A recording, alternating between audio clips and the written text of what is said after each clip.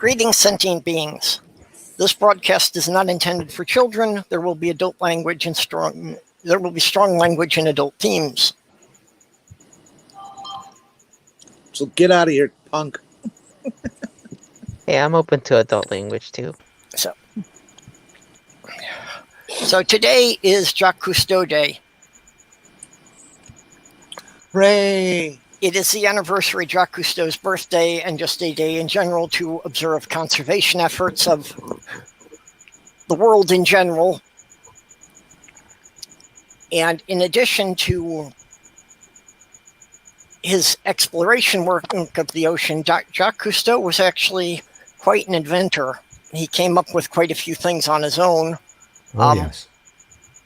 He's largely responsible for modern scuba diving as we know it, as he invented the first active respirator that actually responded to the person breathing rather than forcing the air on people.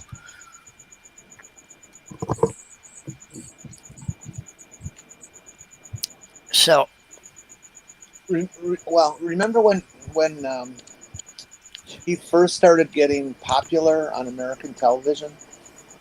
You know, started to achieve a celebrity status and that sort of thing. We knew nothing about the ocean, as you know, especially as Midwesterners who don't have an ocean except for the Great Lakes. I was going to mention that because he, over here in UK land, and I'm talking back in the 70s now, so apologies to the young people, but he would be on, he had a TV series, yep. And it was fascinating, utterly fascinating, because you were seeing things that you hadn't seen before. All the underwater I grew up stuff. watching that every week when I was a child. Oh yeah, and it was absolutely fascinating. Yep. I think he completely changed the intellectual awareness of the culture. Yes, definitely. That he exposed us to something that none of us knew. If I remember correctly, I think the TV series was called The Underwater World of Jacques Cousteau. That was it, yeah. The Undersea World of Jacques Cousteau. Yeah, that's the one. Finally a topic. So Jacques Cousteau reminds me of my childhood. I remember watching the documentaries. It was always on PBS. Amazing human being. Unfortunately, I'm not aware who this person is. You don't know Jacques Cousteau? No, surprisingly. This is something that you should be used to by now, Purple. You know, as time goes on, the young people don't know what the fuck we're talking about. I'm just a dumb millennial. No, it's okay.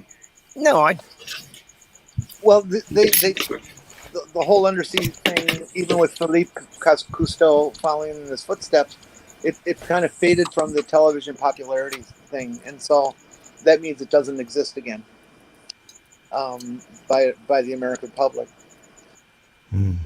But if you go check out on YouTube and things, I'm sure you'll run into Jacques Cousteau videos that every one of them is worth watching. Absolutely. I was really surprised that Junie was not familiar with them, you know, as it doesn't surprise just having me some interest in sea life and such. It doesn't surprise me whatsoever, Purple, because you've really, by now you must have realised that history is not of any importance to anybody anymore. It really isn't.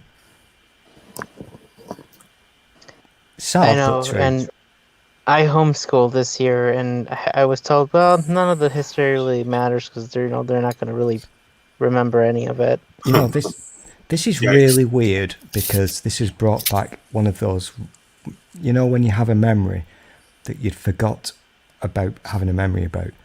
And I can remember as a kid watching the Jacques Cousteau things on TV, and they fascinated the fuck out of me. They were so brilliant. Junie, I definitely have to look up information now. Oh yeah. Junie, you said that you were being homeschooled. How old are you? Oh no, I'm homeschooling. My daughter for the year. because of COVID and all. I started to think, what, is Junie only 16 or something? Yeah. I was wondering about this. You can mistaken me for a 16-year-old. I've been talking to you, and oh, geez, I gotta stop. His biggest, most important. Oh, go away, Australia, Jen. We're having a grown-up conversation here. Go away. We're not talking about bosoms or penises. Hey, Roscoe Teabag. Keep going. Yeah. I think maybe I'm wrong.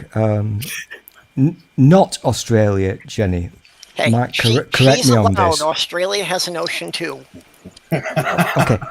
Not Australia, Jen, and purple. Correct me if I'm wrong.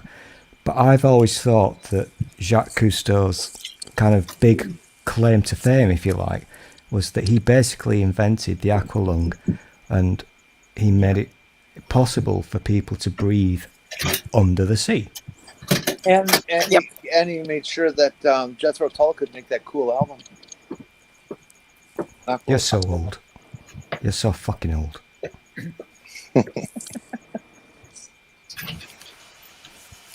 No, I know.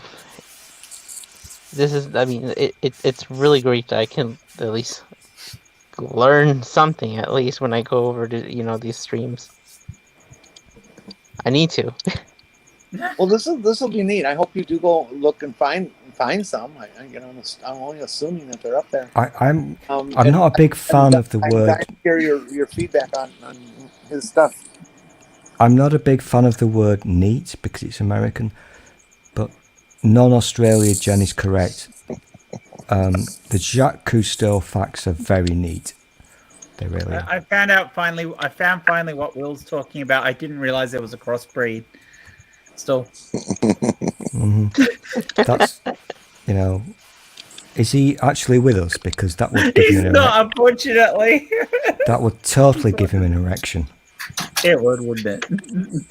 It lays these big brown eggs. Yeah.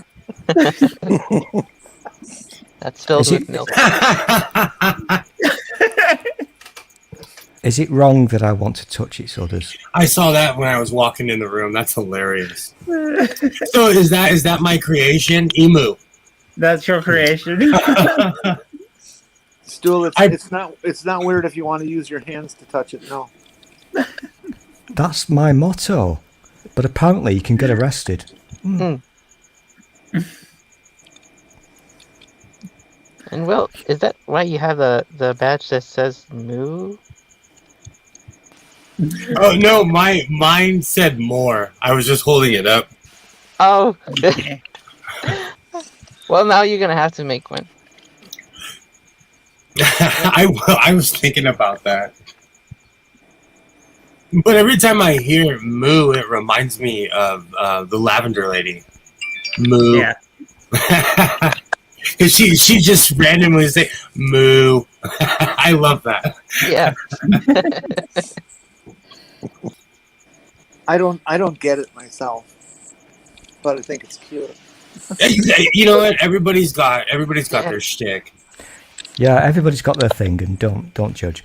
And speaking of not judging, I think we need to find out what the dirty word is that moo is in Russian. Musky. Google, off to Google. Yeah, off to Google. You guys don't have Google Translate? Actually, you know what? Alexa. That's muted. Go. In Russian is more. Alexa, what's moo in Russian? Moo in Russian is more. Moo. That's what it sounds like. So that's it's not as funny as I was hoping it would be. It was not funny. No. It's a little bit more serious because Russian is a very serious language. I think you should take the hint, Will. Alexa is really fucking bored with you. Just leave her alone. I love the A word. It's made me that much more of a useless human because I will walk in the room just to ask the A word questions. When I could have literally just taken the phone off my hip. Well, the one thing I learned from you, Will, is not to say the A word. Well, I mean Alexa. Only because there's in one of the offices that I work at does have like an Echo. I Oh, I guess need it's to put not, my but headphones on, don't I? and Sorry about that. yeah, so I was like, oh yeah, don't say the name. I'll Oh still yeah, respond to you. because the second you say it, it pops right on. And with my bejumbled words, every once in a while I'll say something in the ballpark and it pops right on. Alexa, what's the weather? I have my headphones on today, so you can't mess with my A word. Hope someone's gonna cut that out. I'm literally gonna find a way to hack his Alexa so that I can make it like respond to A word as well. When I first got the A word, Jenny said, "A word, make the farting noise or something." It farted for like 10 minutes because I didn't know how to turn it off. Really? The fun thing is, Will actually thinks it's Alexa. It ain't. It's me. I've been messing with your head for 2 years, fucker. That's cool too. I'm so boring that I'd be messing with your head at this point.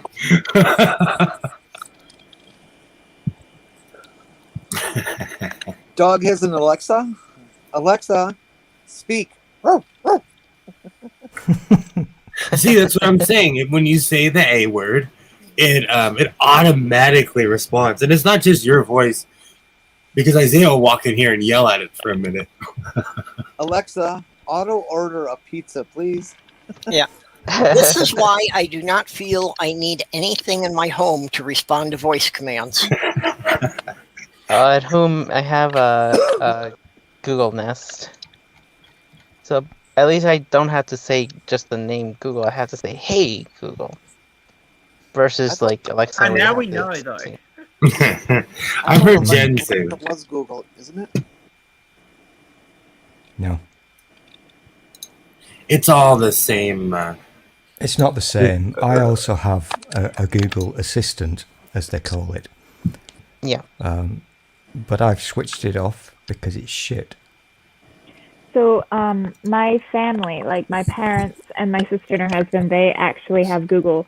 And so as soon as we go over there, my son will go and he'll be like, you know, okay, Google, or hey, Google, like turn on the living room light, or, you know, turn the living room aqua.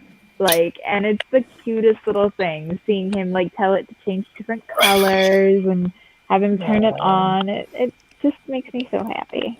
I think that's what I do at home. I can understand where you're coming from there, Kitty. I think for the future people, it will be a good thing. I can But- never have an Alexa because I talk in my sleep. For the normal people, That'd be fucking hilarious. You get a knock on the door. Did you order a pizza? you know, before I have Will a case of Trojans here. before Will rudely invited me into these streams, I was asleep and I was having very weird dreams. Very fucking weird. And if there was an A word around here, I'd be in prison right now. I Let's hadn't just thought say- about that aspect of it, talking in your sleep. Let's just say, you know, you showed that picture earlier of the emu, as in the half Yeah. and half. I love udders. I love udders so much. So never fucking get Alexa to listen to me when I'm sleeping. Well, Have I you have a ever- picture to send you. It's nightmare fuel. Also, on that subject, on my obsession with udders, Kitty, shut up. Go away. Hey, Stu, I'll have you know that I have hand-milked goats and cows. And I know how to do it. It's actually not as simple as you would think. Can you milk an emu? If I they're know rescued. it kind Yeah, of has to bird. have memories. Australia, Jen, clip that audio. What am I doing? So it's an emu and an electronic cow. We need Will- to get Will the answer is shouting, yes, can but you milk an there's emu? something else. That's what I was figuring, Jenny. Can't you like milk almost anything? Yeah, Yeah, I was thinking Ben Stiller. Will, if you're milking something that is not a mammal, you're jacking it off. Yeah. I'm writing notes. I'm taking You notes. can milk anything with Duly nipples. noted. Duly noted. It's actually quite important. If you've never done it before, Will, you squeeze and then pull. You squeeze and then pull. Don't squeeze and pull at the same time. And now I'm banned from the zoo.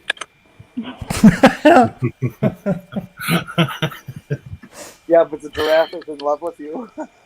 No, why'd you have to go straight? You know, at the LA Zoo, the giraffe needs therapy. It looks so depressed. If I could kidnap that thing and take it back to Africa, I would. But the other giraffes would beat it up. Zoos need to fuck off. Oh, it's so depressing. It's so depressing. I think we've reached a point now where we've agreed that it's very wrong and stupid to, unless it's for a good reason. Have you considered that if you took a giraffe from a zoo and put it back in Africa, the first thing it would say is, "Why the fuck did you put me in the same enclosure with lions?" But to be fair, well, yeah, that thing would be food because the other giraffes would be like, "Oh, go stand over here." They'd totally set him up. It'd be like, you first. I don't gotta run fast. I just gotta run faster than you, newbie. I've seen Madagascar. I know what would happen. It's a weird thing because it is quite in a freaky, weird way. It's quite beautiful to walk around a zoo and look at these majestic, wonderful animals. But we shouldn't do it. We really shouldn't do it. I've seen videos of giraffes fighting or defending themselves. They use their head and get it going on that long neck and smack into whatever they're fighting. Oh yeah. That's a lot of G's, man. They are tough bastards. Yep. And also they have massive bollocks. You know what's also depressing is the elephant enclosure. Like it's large, but it just doesn't look large enough. Because it's not. It's I'm just not, so in 2018 was the last. I used to take Isaiah every year to the zoo, and 2018 was the last year I went because I like had this. We're walking around. It was hot, and I'm like, this place is depressing. They have great food, but every amusement park in LA has great food. But it was really depressing. I'm not obsessed about the size of animals' bollocks, but Australia Jen will appreciate this because when I was at Sydney Zoo, whatever it's called, a wonderful place. I still feel guilty. I've got this weird thing. Do you know what I mean? You enjoy it, but you think you're wrong for looking. That kind of thing. Well, it seems better than a circus, at least. And the kangaroos are fucking awesome, and they have the biggest nads imaginable. Oh, they do. They have enormous nuts. They're massive. And they can tolerate a lot of bouncing. Here's the thing. This is a true.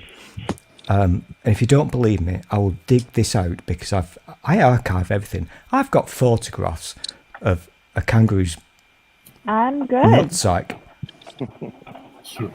Yeah, I don't need to see that, but thanks. Oh, do they smack the ground when they hop?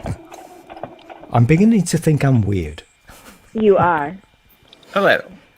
But we love you anyway. If you have photographs of kangaroos' nutsacks, yes, I think you are. No, I've got to. I'm doing a serious now, and I know you'll hate this, but I'm not one of these raging lefty woke people. I'm doing the keywords. I'm doing the keywords. I am. And you DM me. I'll fight you in the DM. I discovered very recently that the ideas of zoos appall me. I find them now to be quite horrific, and we need to stop doing it. Yet, when I was in Sydney Zoo, it was awesome. I saw the big kangaroo testicles, and when I was in, where the fuck was it? Was it Ella? No, where's the place that has the big I had a lot of alligator problems things? with it. when I was raising kids in the 90s and the early 2000s that, it's like I didn't really like the zoos. Of course, the kids want to go to the zoo and, it's good for them to see the animals and learn about them. But, yeah, I just feel bad for all the Crocodiles. There's it's funny you would say that. There's a crocodile in the San Francisco Modern History Museum. It's a display. It's like when you walk in, it's been there so long that it was there when I was a little kid, and it was there when I went there as an adult. I consider that torture. I think it's lived its whole life on a rock in a museum, Yeah, it's dead. No, it's a live alligator. Yeah, no. No, it's an actual live alligator. Really? In a natural history museum? Mm-hmm. No. In Lefty Central. Okay, I don't believe you. No, I don't Look it up. Yeah, Look it up. Sounds like bullshit to me. Well, then pull your nose out of my ass and Google it. But it's warm in there. Hey, Alexa, is And Will tasty. bullshitting? I told you the A word. I have my headphones on, so you can't mess with my A word. Man, they're gonna cut that one out. That's gonna be Is cut that out. your A game, is it? Yeah. Which A word are you talking about? Asshole or? Anal probe? Yeah. One of the most awesome, The A word. the most awesome and what the fuck things of many, because I've seen a lot of stuff. I think it was at Sydney Zoo. Would it be an alligator, Australia, Jen, or crocodile? I get them mixed up. We get crocs. Would it be an alligator in your land? Crocodile. A crocodile. We saw this, and I've got video somewhere. This beast was like the size of the UK. It was massive. Okay, it was Joking. bullshit. It I'm was sorry. It was it's the zoo, which is next to the Natural History Museum, and they have saltwater crocodiles that have been on display for 70 years. The loudest that noise. I can believe, but not natural history museums. One of the loudest in San noises I've Francisco, ever you can walk heard. to 'em. One of the loudest noises I've ever heard was when that beast did this with its jaws. It was like an when they earthquake. snap shut. Oh, yeah. They got a lot of power, crocs. Also, most people are not aware that crocodiles can growl, and they're almost as loud as a lion. Well, the alligators in Florida would do mating calls at the space shuttles when they were launching. Oh, yikes. Because the resonance is about the same level as the mating cry for alligators. We have gibbons by my job, and they just go batshit crazy all the time. Those Quite are the ones literally. that howl, don't they?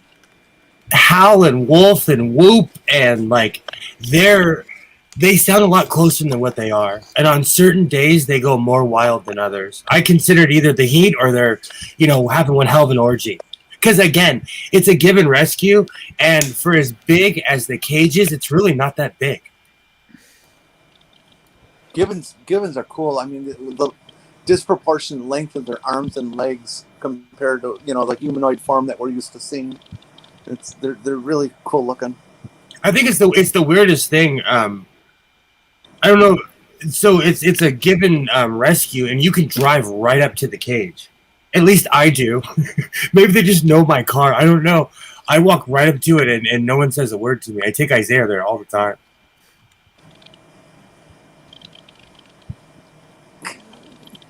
Doorknob had his back. Yeah, Missed Doorknob ya. has been here pretty much from the beginning. No, but we missed you. We haven't seen you in a while, Doorknob. Yeah, miss you a lot. Real. Although I can't figure out what the hell your avatar is. Do you know what we have here in my town that I think is it's gross? negative. Oh, God. Yeah, just him in a negative. I We thought it have- looked like the nose of some camel or something. Actually, Doorknob had died a couple of months ago, so it's just his ghost haunting the chats. I'm good with that. Still no proof of resurrection. I had to. Okay, Dale. so in my town we have buffalo. To be fair, and it Will, shocks me, and it really shocks me how, and you know, they protect them and blah blah blah. But again, they're in a small enclosure, and you can go see them like they're a zoo exhibit. They're in a park, in a local park. I think it's the weirdest thing.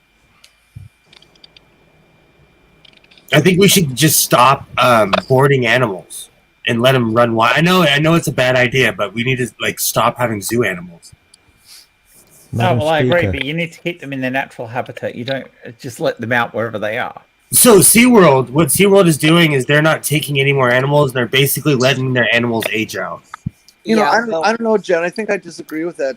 I think there's a lot of city people who would benefit greatly by kind of like learning the law of the jungle and like having cougars and stuff they have to you say that until there's a gorilla at your front door. Why do we keep bringing up cougars? Because we're all horny. Cougar. It's mating season. It's getting hot. I can't be except asked for in Australia. open, Except for in Australia, of course. I can't be asked to open a new tab, so be careful. Just in response to what Will said earlier. Cougars are a great fantasy.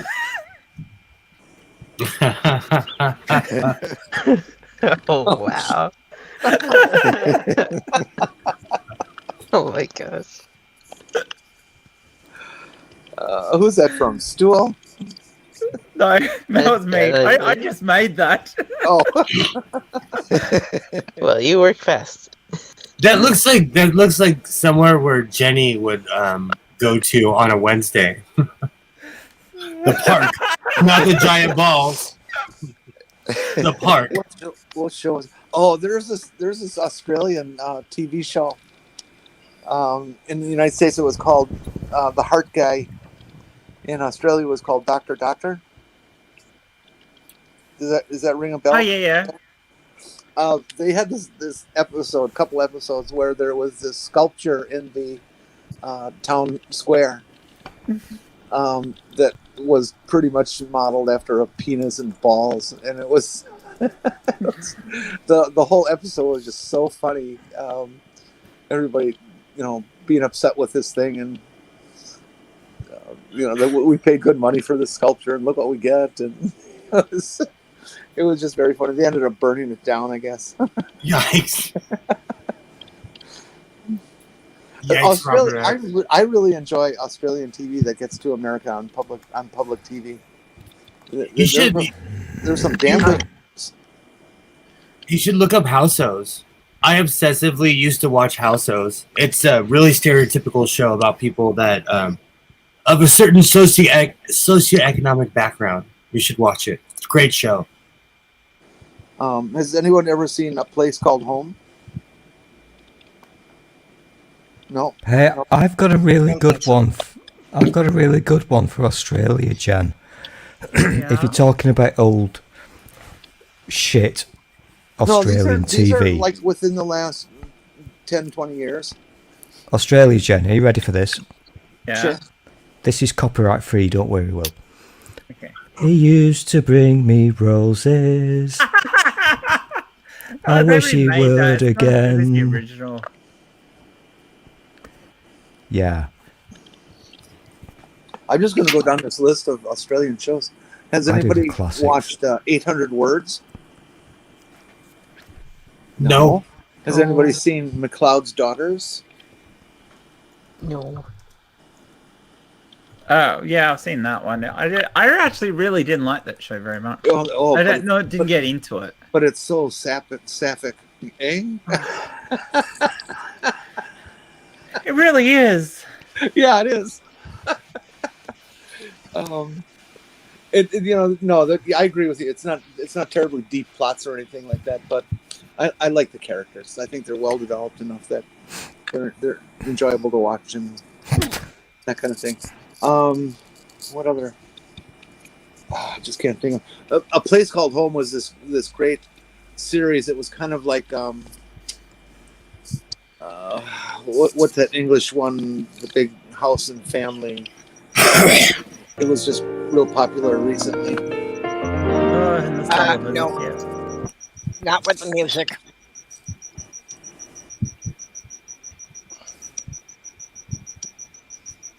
Yeah, all these old shows. Yeah, and that's probably enough to get a copyright strike. Yeah. No, that's it. If Really you had the won't. music going, it would have been. That's It happened won't. to me before. It literally will not happen with that one, Purple, because nobody knows what the fuck the Sullivans is, except for me and Australia, Jen. So Yeah. there you go. I've gotten massive. Well, I got a copyright strike from NBC for playing part of the theme song of a science fiction series that played once in the 90s and has never seen the light of day since.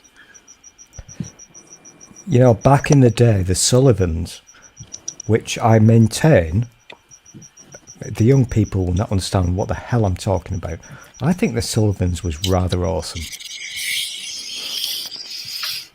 Unfortunately, it's not one of the shows I watched at the time, so I cannot comment on it.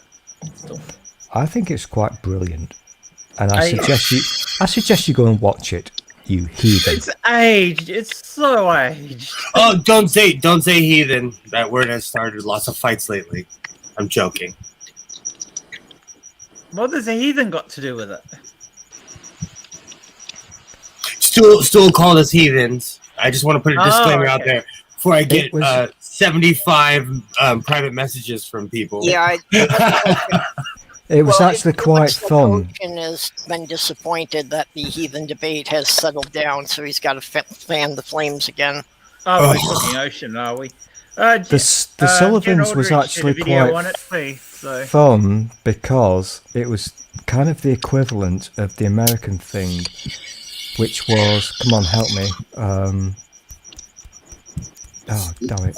Leave it to Beaver? It followed a family through a period of decades. Yeah. So Wonder Years? No. Before that. 60s TV. Oh God, you people are so rubbish. I can't We're all remember. younger than that. Even me, just. The Waltons, was it? Was it the Waltons? Oh my God, the Waltons. The Waltons are still on TV today here in America. And the Sullivans was... I've got to love the Australians because they're shit, but the Sullivans was like their version of that, and it was following a family through the decades. And the wonderful thing about... I grew up on this shit, so don't laugh at me. The wonderful thing about the Sullivans was that... I can't remember her name in Neighbours, but I call her Midge Mingle. She started off in the Sullivans. That's dreadful. Minge, huh? I think she was called Midge Mingle or Midge Minger. Midge Ming. I don't know. Careful. I don't do soaps. I can also hear a cricket. What the fuck is that all Yeah, about? that would be Will. Yeah, I wasn't sure if that was a cricket or what I was hearing in the background there. That's Will. Oh, I'm going to take care of him right now. A cricket or a turbine belt. Australia Jen. Madge Mangle. That show I couldn't. That was Madge Mangle was her name. Madge Mangle. You tell me that that's not a fucking. Okay. Will get this. Will, did you ever watch Neighbours? I think he's cricket hunting. Yeah. I mean, that is such a... Are you being Neighbours has served... been going for 35 years. It's ridiculous. Is it still on? Home and Away is about the same length of time, too. Is Neighbours still a thing? Yeah, it's still being made. Oh, crap. Ooh, pretty. Now, is that pleated? How schoolgirl. Can I do my thing now? I'm guessing that the lady, the actress who played the part is probably now passed away, but the character in Neighbours was called Madge Mangle. Now, I'm kind of guessing that that's like a 1970s. Ooh, look at me. That's not a real. Oh, damn it, Madge Mangle. So Just Kitty, me. tell us Nell about Mangle. Is it just me that Nell. It was I have Nell. nightmares about And Madge Mangle machines? Nell Mangle, and she constantly sparred with Madge someone. She was played by Vivian Grey. Ah, that's correct, yeah. Kitty, So Eleanor I'm sorry. Worthington, who was previously Mangle. Mrs. Mangle. Mrs. And she used to fight with Madge Bishop. Dodge And I only know that Mrs. because I looked it Mantle. up, not because I used to watch it. Oh, did you actually watch it? No, I never watched Home and Away. I watched Neighbours. Home and Away, unfortunately. I never watched Neighbours. I could not get into Neighbours. It was so unbelievably boring. It was immensely boring, but unfortunately, it became a really popular, massively popular thing in the UK. It became more popular in the UK than it was in Australia. Yeah, and because most Australians looked at it and go, "This isn't how Australians act." I know, and we basically paid for that fucking show because you did. You made us suffer. You still do. I'm so sorry. It's all right. We still make it. We're the idiots. You know what though? Like in Are You Being Served Australia, no one really had an Australian accent in that show, except for one person who probably was actually from Australia. You know. Kitty, could you show us that skirt? I still love that show. That's a sleeper. It was only on for 2 seasons. Great show. The Fleets came out world, Kitty. It's not perfect. Like, I did all the math for getting the pleats just right, and then I was like that short on fabric, so I just kind of winged it because I have to have it ready for Saturday. So it's good enough. That looks great. Are you doing a 60s theme something or really cute? No, this is kind of an inside joke because Chris's brother is going through his confirmation, so I'm going dressed as a Catholic schoolgirl. Ah! And I'm getting loaded on a black magic energy drink on the way. Oh, well, then, you're going to have to do something about your purple hair because you wouldn't be allowed that in a Catholic school. Yeah, well, I mean, what are you going to do? If that's the blouse you're going to wear, you got to wear a black bra. Catholic school. Oh, I was going to, but I was going to make a vest because I really, like, it is very, very, sheer. So, like, here's what would happen. Like, I do love this. Katie, please be careful. Please be careful. I do love this because it's got nice bishop sleeves, and I'm a sucker for a good bishop sleeve. So a balloon sleeve is where it's baggy at top and at the bottom and then brought into a cuff. A bishop sleeve is where it's fitted at the top and then, you know, comes out and then is brought into a cuff. Looks more like a smock. Yeah, but this is giving me Renfair vibes, but it is very, very oh yeah, definitely a black. So and I'm gonna make a vest tomorrow to go over it because, like, I really don't want to piss off Chris's mom. That's what you need. You know, you got to get a clip-on tie to really, you know, sell the fantasy. I actually have one because, you know, I was a goth punk kid. Kitty, could I ask a question, please? What? You know the lady that you're modelling on your clothes? What's she called? Dress form? What does she have a name? No. You want to Why give her would one? you name a tool? I mean, look, I'm bored and lonely. Fuck off. I mean, hey, if you want to give her a name, like, I mean, go for it. So, as your adopted dad, I have mannequins, and I don't know if you'd be able to hang in the house because I have mannequins in my house. Oh, it reminds me of the Rick and Morty sex doll episode. Yes, but your mannequins don't have a fully adjustable bosom. Unfortunately, this one's not fully adjustable in the bosom department either. It's just like the cool thing about this. No, Katie, please don't do that. Don't touch her. All right. The cool thing about this, I mean, it's a cheaper dress form. Like these No, styles stop doing here, that. Please, allow stop you doing that. to adjust it out so that you Kitty. can fit it to your Stool, measurement. Stool, It's not Kitty, perfect. fight it. have you seen Toy Story too many times, Stool? I need to make some padding to go over it because I need to pad out the chest area more. So essentially I made this like tank top for myself, and I'm gonna make another one that I'm then gonna sew padding into so I can slip it over the top of the dress form and essentially put the padding where I need it, which is mostly in this area You've and got a little Stool bit all in this worked up area. now. God, some men are so weak. But like the cool thing is I can put pins in this. So I can pin my fabric to the dress form to, you know, keep pattern places in place. So like if I'm draping things, but whereas nicer dress forms have a thicker layer of foam on them so that you can stick pins more straight in. I've got so only, many like, questions. Not even a millimeter of foam. Like it's plastic underneath here. So like I can't stick a pin straight in or it'll just fall out. But if I put it in on an angle, there is a little bit of foam padding in here underneath. Don't do that. Please don't do that. Underneath the cloth on the top. So I can pin things up to there. Actually, this pin has a bigger head, so just Kitty, one question. Is she happy or is it cold? The answers to your questions. There we go. Now she's got a pierced nipple. She's not real, Stool. Shut up. Nothing has a soul. That's just plastic. There's no such thing as a soul. Nipple piercing. Now she's got a nipple piercing. Stool is worried that after she's experienced a prick that size, she won't be happy with him.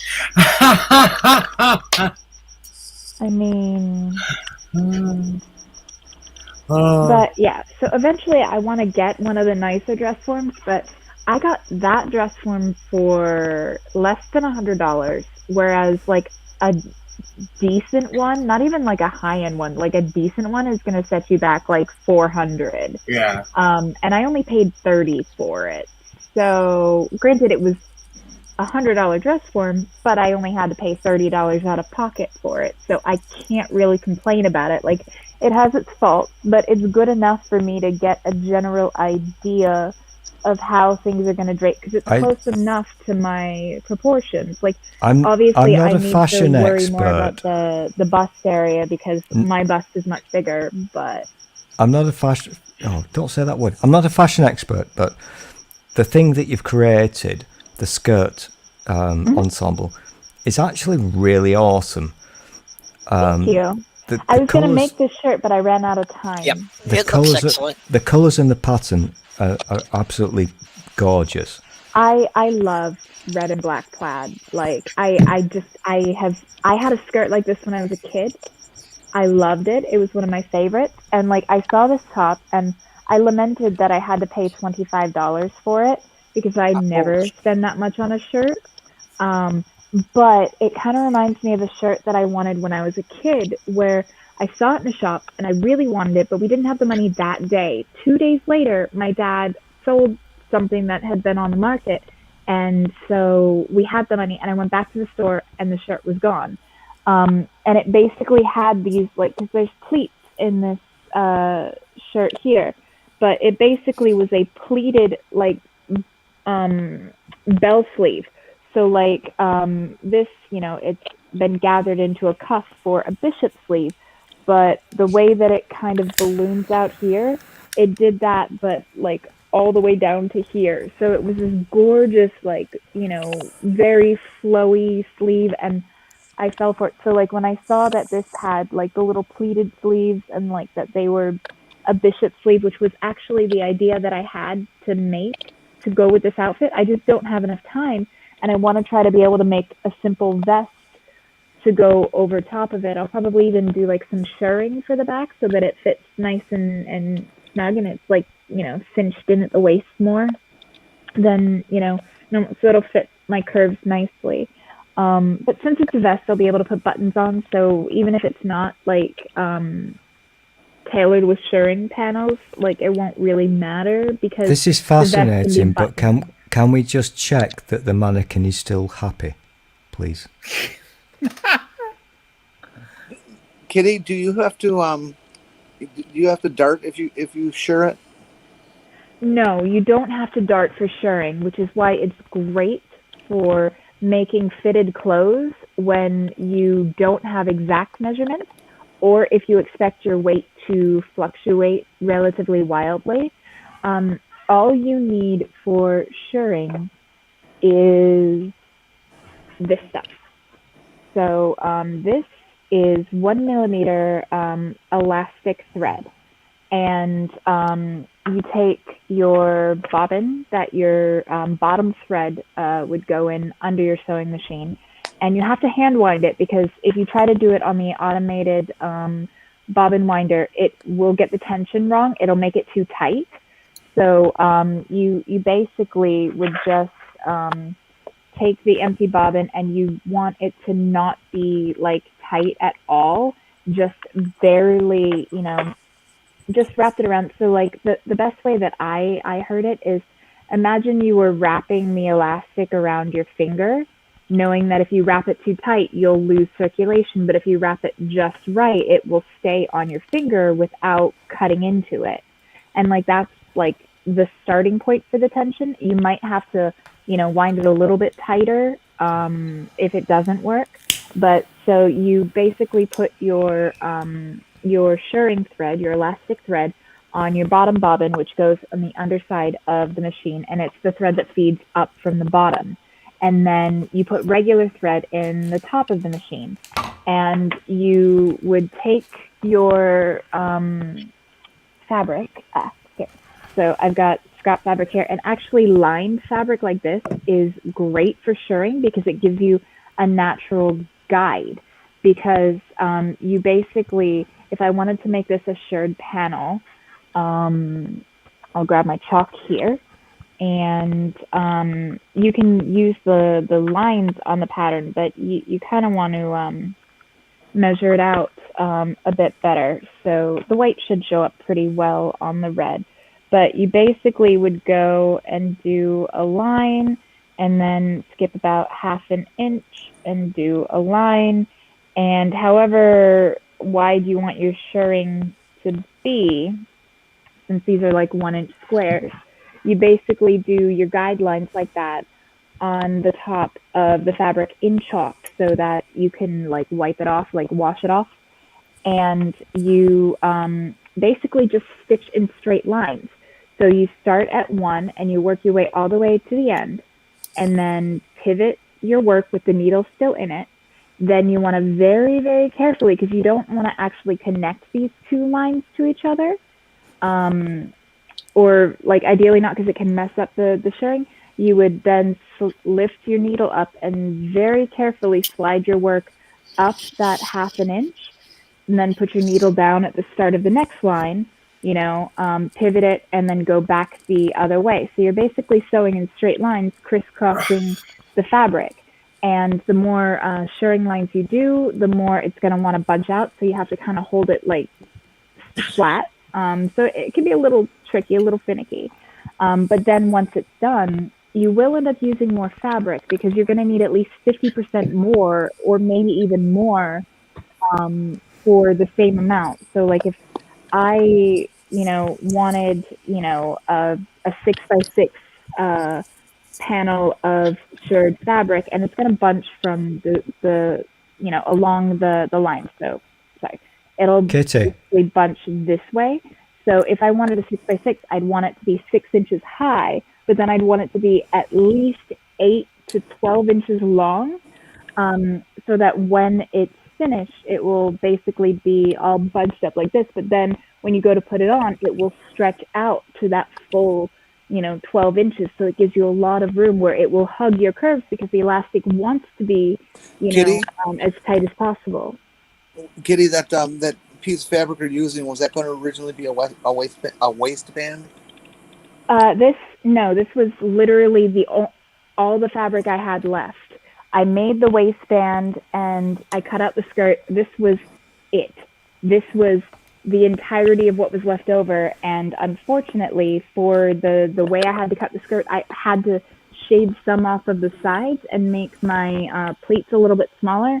But I was lazy. I didn't go and redo the math because you had to take your waist measurement, divide it by 2, and then you had to divide that number by 8, and then times it by 3, and then times that by 7, and then add that number to your first number to let you know how long you needed it to be. And I measured, and I thought it was going to be okay, but then I didn't take into account the fact that it has a slight, like, A-line to it, so, like, it swooped out a bit on the sides. I didn't factor that into my math, and that was my bad. Do you ever breathe? I ran Okay, out. you're mathing at us. We're going to lose the audience. Do you ever breathe? Because that was like 20 minutes of non-stop Kitty. No, I've been breathing the entire time. By the way, does your mannequin have a YouTube channel? No. Kitty, I kind of want to You are subscribe so to your British mannequin's YouTube channel. So you're so British that you think a mannequin has rights. See, this is why we would all That's not British. That's just creepy. Like, we would all get in fights about robots. Even if you gave a robot a human face, I don't think it would have rights. It's a tool. To be honest, when Still started talking about what's the name of your mannequin, I thought he was going to go into a story about Resusciani. I got another sewing question. I'm not weird. I'm really not weird. I promise you. No. If you have to announce it, I swear on my life, yes, I do. I swear on my life, I'm not weird. Kitty. I'm British. I'm British, so you have to look at me and listen, okay? Yeah, fine, buddy. The thing behind you right now. Says what? Kitty, the thing behind you right now. Purple, can you make Kitty big again, please? No. You're doing that British thing again, so you're telling people what to do. It's not just you. It's a pommy thing. It's a pommy thing. It's not. It's pommy. Like inherent. It's like inherent in your DNA to get on leaky boats and tell people what to do. I'm not telling. I'm asking. I'm asking Kitty to show me that thing on her mannequin. Kitty or Will, either you might be able to answer this. When you make a pleat, what is it that forces the pleat to stay? Okay, so partially ironing, because ironing will hold the pleat, but also basting. So, like, to do a pleat, you need essentially 3 times the length. So you would start and you'd mark notches here and here and here. And you take the first notch and fold it over, the second notch to the third notch. And then there you have your pleat. And then basting is doing a long stitch across the top and the bottom so that it holds it in place. Then when you do your hem and do your waistband, you're doing more permanent stitching. I also tacked down the pleats a little bit more by going from the top here and stitching 4 inches down. So because these are 1-inch squares, I just went down 4 squares, and that holds the pleat in, and it gives it a much flatter appearance on the tummy area, and then allows it to flare out at the bottom. Yeah. Okay, I'm done. I don't know. All I'm hearing is a special pleading argument. Oh, fuck off.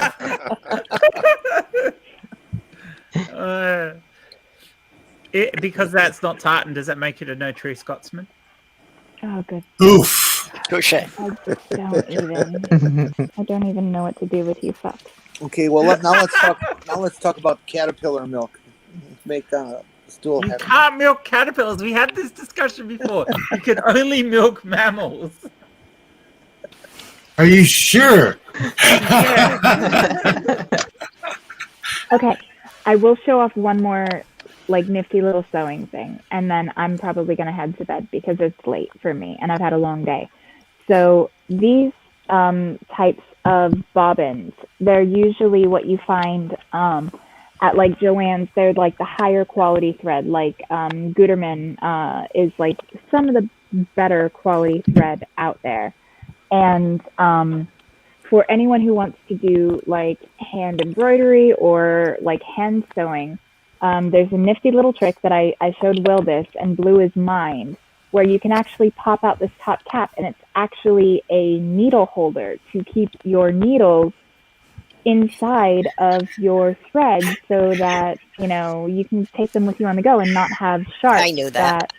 Do you know I own hundreds of those and I never knew that? Hundreds. Literally. No wonder your mind was blown. I was like, what the fuck? When I saw that. Oh. It's because I like. Thanks for coming to my TED Talk. I'm still obsessing about Kitty's new friend behind her. She's been here for several streams, right? I got her like over a month ago. Okay, do you pay her? Because seems like slavery to me, but I think she gets paid by looking fabulous. Okay, I thought about Manny Quinn. This really bothers me about human beings. We give everything a soul. Life is not Toy Story. That's a tool. Kitty could literally knock it over, and its feelings doesn't get hurt. Nothing happens. Wait. It's plastic. Will, are you arguing that tools don't have souls? There's no such thing as a soul, damn it. That's what I'm arguing. Are you arguing that Nothing. trees don't have souls? No, Okay, therefore, each of my power tools has as much of a soul as I do. What's your point? If you want to name it, if you want to name it Fred and hang out with it, it's none of my business. I'm not just happy saying. about this. I'm not going to be nice. I'm not going to be nice to my tools. That's all. If you're not a human, watch out. I always feel sad for certain tools like chisels. They spend their whole life with getting their head beat up. They don't have a life. It's metal. Okay. So now one thing that Will brought up that I'm going to toss in my little 2 cents on, when he said, with robots and everything, even if you give it human faces, it shouldn't have rights. It's a machine. I agree with you up into the point of sentience / self-awareness. Then Yes. I think at that point, they should have personhood, in that they should be allowed self-determination. So it's like, I agree. I have no problem. Are self-aware. I mean, animals are aware of themselves. See, but animals are. But they don't have the higher reasoning, Some of them do. Animals do have limited rights. There are certain things you're not allowed to do to animals. Yes. It's still considered a crime to abuse them. Yes. But I can't Stu believe that really, you really, people- really likes his animals. You people And as are a actually species- denying my... Will, shut up. We've picked out certain animals that we shut do and up. do not. No, now that Will. you're running your mouth, no way. Shut up. So we've picked out certain animals. So we don't eat certain. We don't eat cats and dogs here in the West, and so we eat cows. So we have massive cow farms. Massive I cow honestly fart. cannot believe that you people are actively denying my love for Kitty's mannequin. I would have Anyways, expected better. I from you think people. it's Well, I think Kitty weird. might deny your love for her mannequin. I mean, God. Just Yeah, I know sorry, you like she's a it. lesbian. I You're draw a actually- line. You're denying my rights here. I don't subscribe sentient You to don't have a plastic. right to anyone There's no else's such thing. body, not even Manny Quinn here. But no. Ultimately, like, I have no problem with the idea of like a sex robot, like sex worker robots, even if they have AI that allows them to approximate like, human intelligence and interaction. But I believe there is, a line. Like, I do think that eventually AI will become like sentient, self-aware. Kitty, like, at some consent point. is always important. What I need you to do right now, go and speak to Mannequin and whisper in her ear my name. She has no ear. She See, ends with a neck. because it's not real. No, you're being ableist. Oh. In Still's defense, Do I'm you a bit of a hear? fictosexual, so What's There's no that? ear there. You're denying me Please. my pleasure. Junie, what's that? Please Junie, what educate was me. that word again? Please educate me. Oh, me? Yeah, I'm a bit of a ficto manga sexual, so I find, for example, Avatar is very attractive. versus a human being. Because I rarely find people attractive, and I know and I guess you could say it kind of falls part of like the asexuality, but that's just who I am, I guess. And there's nothing I wrong wish with I was that. At all. I wish I was as cute as my avatar. Well, I find I the don't- inner beauty of people. I don't. In no way, shape, or form am I trying to kink shame or put anyone down at all. I'm just completely shooting down the woo woo of that plastic has a soul, or we give it human characteristics in our head. And to me, because I lots of things attractive, that doesn't mean Yeah. they have sentience or life.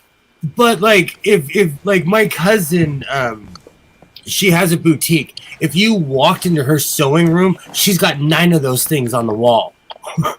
You know, and every single one has different clothes on it, you know. It's to me it's a tool. That's a dream for me, is to have a big ass sewing room with multiple, so I can have multiple projects and I can really lean into my ADD. She's hardcore. But Will, if anybody's curious, oh, sorry. Will, if like on Star Trek, Data was real, does Data have a soul? No. He'd still be my best friend. I'd go full Geordie. I'd hang out with him and everything. But no. It's a robot. But I believe Data. that Data would qualify as sentient, self-aware to the Yes. same level as a human being. Like I So said, I should have self-determination. exactly. Measure I'd of a hang Man out. is one of my favorite fucking Star Trek episodes, if you hadn't noticed. But this right here, I had to dig out some fabric from my stash, and I didn't even bother like lining up the stripes because I was going utilitarian. It's probably going to bother me eventually, but it doesn't now. For whatever reason, they don't mess with my sewing machine, but the 4 threads coming off my serger, the cats keep biting them and they'll snap them up at the top, so then I have to rethread the whole thing all over again. And it takes a few minutes to thread it, and it's annoying. So I made a little like functional cover to cover the thing at night when I go to bed, because I came out the first night, I fucking, had it, I set it up and everything, so excited, got it all threaded, yay my team. The next morning I come out and fucking 3 of the threads are snapped. I'm like, the fuck? Oh. So I thread it, I go through, same thing happens the next night. I'm like, I fucking see you because I came out to one of the cats chewing on the fucking 4th one. And I'm like, you little shit. They do that. They think that you got it for them, is what it is. Cats are Yeah. crazy. And then I made this, and now it's covered in fucking cat hair because I'll set it on the floor when I'm not using it, and they'll fucking climb in it. You know what my favorite cat thing is? When people started making videos of lions and tigers in cages and having them chase lasers like a house cat. That they do the same damn thing as a house cat chasing. Oh lasers. yeah. The other one was when they would put boxes in a large tiger's or a leopard's enclosure, and the thing would crawl in it just like a cat does. It's just kind of neat to see. It's cute. Yeah, actually, speaking of which, I saw like a short video on a tiger meowing. I'm like, I know it's a lot like a really low meow, but dang. Oh, that's So- hilarious. I keep a box on that little table there by the door for dirty masks. So when you come in with your mask, you put it in that so it doesn't get mixed up with the clean ones. And I had a real bad problem with the cat deciding that if I sit, I sit. So they would sit in the box. So I made out of the scrap after making the cover, I made a little like holder for the mask. Like I didn't even bother ironing it or anything. Like I literally just stitched it together with my serger. So like it's all like rough seams, like where I serged it doesn't even line up perfectly because again, scrap fabric. Materials. Yeah, it doesn't need to be perfect. Like so it stays right here by the door. I'm gonna so- hop off, people, because I've got some stuff I need to get done. So- Before you go, Australia, Jen, Yes. I hate you. I literally hate you. I don't know whether you've completed your move. Have you completed your move? More or less, yeah. Well, you know what? Your fucking video is so much fucking sex. I hate you so much. You like the quality of this. I love the lighting I've got here. It's fucking awesome. You Yeah, are your doing lighting this- is amazing. It is very nice. You're You've got doing a- the you've sex got a there, definite- Australia, Jen. And Yeah, and you do- actually moved, so I'm proud of you. you're want a actually green doing screen. the green Yeah. screen properly. And most people don't, so kudos to you. But I still hate you because, you know, you've got a weird accent, and yeah, and I'm British, so I'm legally You're allowed. all about the. You guys have way more weird accents than we do. I'm legally obliged to hate you, so fuck off. Okay. Jen, I really do like your lighting as well. It's Oh, it is really you, good. you have a very nice key light and fill light setup, and I think you should consider getting yourself a couple of hair lights that are Oh. accent lighting. Oh, Well, what's happening Jack- is at the moment I only have the one front light for me, but I do have a second one. I just haven't set the stands up for it. So there'll eventually be two front lights that come in and give me full lighting for me. I to get a remove little shadow. bit Ooh, excited. hold on one That's second. the thing. You shouldn't do the full lighting. You've got a nice shadow like you would get in a portrait and a still. Jenny portrait. understands what's It looks happening. much more attractive than all this full butterfly lighting that everybody thinks they should do with video.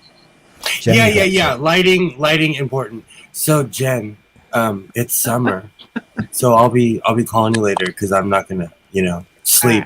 I love you. I'm on Just full an- pirate mode.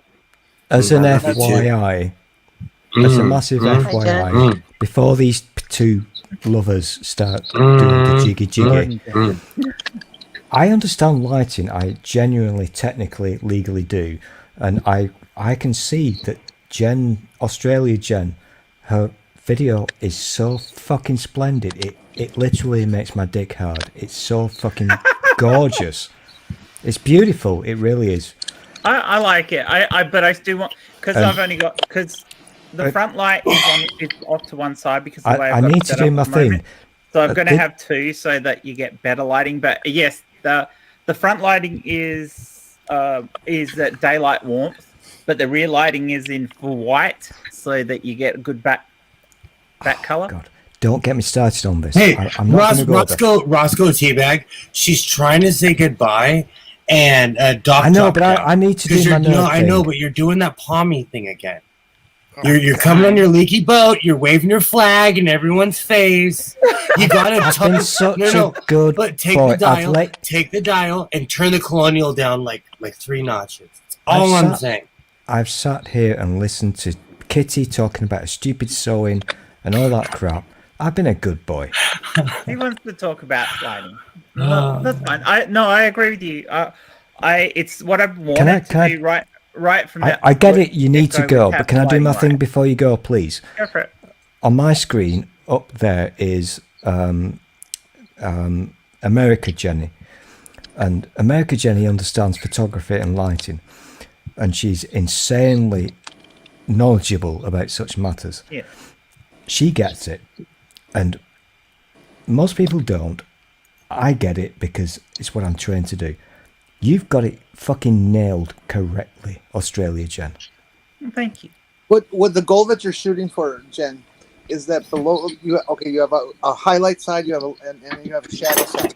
On the shadow side, you want to have enough shadow and enough angle on your main light versus your fill light, so that you develop a triangle between your eyes, the bottom of your nose, and up your cheek, and that's called a Rembrandt lighting. Okay, This which is what I have at the moment. Yes, because This that's kind why of I've got the talk side turns me lighting. on. But when you're using a green screen, you have to try and light yourself in the same angles as the background image is, or it becomes very obvious that you're sitting in front of a green screen. So having just the singular light to the one side makes it really hard to keep my lighting, right if I had to light from this side. So that's why I'm going to have two of them out there. And if I have something that's evenly lit so it looks like a studio lit back scene, I can studio light myself from the whole front. So it depends on what I'm green screening in as to how I'll light. So I won't always have all the front lights on. It will just depend on what the background screen is. So my lighting will change depending on the background image. Whether Does that it's make sense, Jenny? whether it's No, it purpose. does. I've worked green screens before, and that's the problem with most house setups. That you don't have enough distance between the speaker and the screen. You usually want like a good 10 feet back to the green screen so that you I don't have that either. so that you can light them independently. But that's why my lighting is single-sided lit LEDs for lighting that, so that I don't get the backlight onto myself. Mm-hmm. I'm literally trained in this, so don't piss me off. I'm being very serious. What I'm seeing on my screen now from Australia Gen is the most glorious webcam thing ever. It is glorious. It's wonderful. I mean, it's literally beautiful. It really is. Yeah, I like this image better actually. I think whether it's by accident or by choice, whatever you've done. Oh no, it was working deliberate. I went for a look perfectly. that looked sort of real. And if you ever want me to demonstrate how fucking I know what the fuck I'm talking about, go downstairs into my house. I've got professional lighting equipment. I've got a green screen that's bigger than your fucking country. I've got all the shit. I know what I'm doing. Well, this particular background, I have had people when I've been in streams go, "Oh, I love the way you've got your lounge room set up, Jen." Okay, it's a green screen. That's not my lounge room. It's just a really good corner image I found that I thought looked good in the background, and the way it's lit looks right. It looks naturally like I'm sitting in it. Mm-hmm. That really it does. Did you get a new camera? No, I didn't. It's just that now I'm properly lit. It makes a big difference. Except if you go by the shadow of the lamp on the wall, it's the wrong way. It's the wrong That's side. one of the reasons why I need the two lamps, so I can have the light coming. No, just flip the image around. Flip the image. I can't. I can't shift this one at the moment. It's a lot of work to shift them, and as I do have a second light that I can set up, and I often swap between these things, you know. But I mean, I'm often using stuff that's, you know, like the Apollo thing and that, you know, which the lighting in this doesn't matter. Essentially. Yeah. Anyway, we've taken over enough of this stream with this, and I have to go. I love you all. Bye. Bye. I'm going to head off myself because I'm exhausted, but there was a lot of talking and I wasn't going to bow out right in the middle of it. So okay, can you do a jiggle before you go? Night, Kitty. Have a good night, guys. Good night. Stuff it, stool. I honestly, I have an ASD kid. I'm used to tuning things out when I need to. So come on. Have a good night. Good night, Kitty. Night, Kitty. I didn't get a jiggle. Well, you could jiggle your own. You stole that. I was literally about to say the I haven't got buttons. I bet you do. We've all been sitting at home for a year. I bet you do.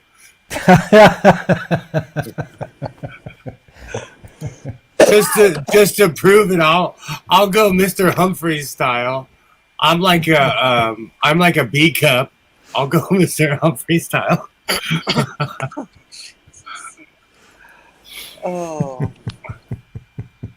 You know, I'm pro lying. Just don't lie to yourself, Stool. Just don't lie to yourself. That was funny. Oh. That was one thing that happened today at my son's graduation. You know, they were pro social distancing and everything. And my ex-wife pulls up behind my car. We get out, we're walking, and we have to walk through this giant park. And all the parents were in line, and she looks at me, and she's like, no one is social distancing. So we stood there and waited for everybody to go in, and then we showed our tickets and went in because they were all standing right next to each other. And my area is famous for anti-maskers.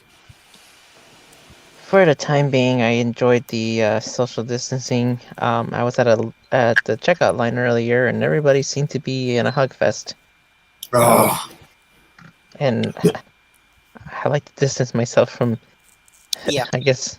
Because I get anxious in like small spaces, and I Our- live in one. So Our LGBT center is sending out polls to people who come to meetings and stuff on what kind of format would you be comfortable with regarding COVID and stuff like that right now. So things are opening up. Yeah. Things, I don't know, I'm not an expert on what's happening in the America land, but I was talking about this earlier because I've been watching the numbers and the statistics, and here in Plague Island, in which I live, in the centre of Delta, literally where I live, the vaccines are they're working. They're absolutely fucking working. Cases up, deaths hardly any. I can't say that word. Hospitalizations down. Things are improving in a really massive style thanks to the vaccines. And I'm not just bragging because I'm a big boy who had a jabby. Well, things are improving, but there's still so many people who aren't willing to get vaccinated. I think it also And depends I'm on. just afraid that we're going to wind up with a strain that the vaccine's not going to protect against, and we'll be right back to where we were last year. I am I as think well. that's already there. And also it depends on where you live, because here 40% of the population has flat out refused to take the vaccine. What can we do? You can't force those people. 48% gets the damn COVID. Yeah, but there's more people in the state of California than all of Canada. It's human beings are funny animals. Well, I wish it was only the people refusing to get the vaccine that would be killed by it. Exactly. But it's going to be a lot of innocent people who don't have a choice in it. And why the fuck did we open up the schools again when people under 16 were still not allowed to get the vaccine? That made absolutely no sense. Yeah, with the kids who are like under the 16 mark, I'm noticing that if the parents who I guess are claiming that they're vaccinated, they walk in and out of the office or like in the school, or not the school, the stores, 9 out of 10 chances you'll see the children without the mask as well. And like, I don't think we've gotten to the point where children are vaccinated, so why don't they have the masks on? It's difficult to compare one country to another because obviously in America you've got your problems with idiots, as we do. But I'm totally fascinated by the numbers because I'm reluctant to use the phrase herd immunity because in this country that has a really bad connotation because of what our government have been doing to us. But we are technically almost there. We're almost there where we've reached that magic percentage where I think it's going to be okay. Well, I contend in America that what this virus has shown us in the strongest daylight possible is how the right wing has lost all sense of personal responsibility, even though they claim that as one of their tenets and mantras. That they stand up and say freedom, freedom, freedom, freedom, but they have completely forgotten that they have a responsibility to the society in which they live. I don't think they understand. I don't think they understand what, in America, and I'm not saying this to be an ageist or anything. I don't think people understand what freedom is anymore. No, they don't. At all. They think everybody is all about shouting about their right. Anytime you want. And that is not what it means. Nope. I make a big deal about this because you might not be aware of this, but I'm a bit of a cunt. And well, we know that. I'm just kind of putting this out there. Oh, that's okay, Colonel Kuhn. And, you know, the thing I ask myself is, if, let's talk about the UK, if the Johnson was to say tomorrow, I now hereby make a law, you do not have to wear masks, and you do not have to self-isolate, everything is now gone. It's a law. What do you think is going to happen? All these dicks are going to go out and protest. Yeah, it's going to be bad. Yeah. Because people want to argue about bullshit. Well, the problem we have in the U.S. is everybody's constantly yelling about their rights, and they never acknowledge that having those rights comes with responsibilities to the other people around you. I always say if you have a car and you don't renew your license, you don't renew your insurance, tell me that you have freedom when you get pulled over, because you will lose your freedom. There's a certain amount of give and take. I wish I could go move out into the woods and not have to deal with anyone. demanding rights without owning up to responsibility is called adolescence. Absolutely. Exactly. Absolutely. Yeah. But and I'm saying this again, this is a question, and this is just something I've observed. Do you think it's because the standards have changed? I was held to an unreal standard as a child. And so was everybody else before me. And standards have changed in a way. I'm not going to answer that because I know the answer, but it will bore you.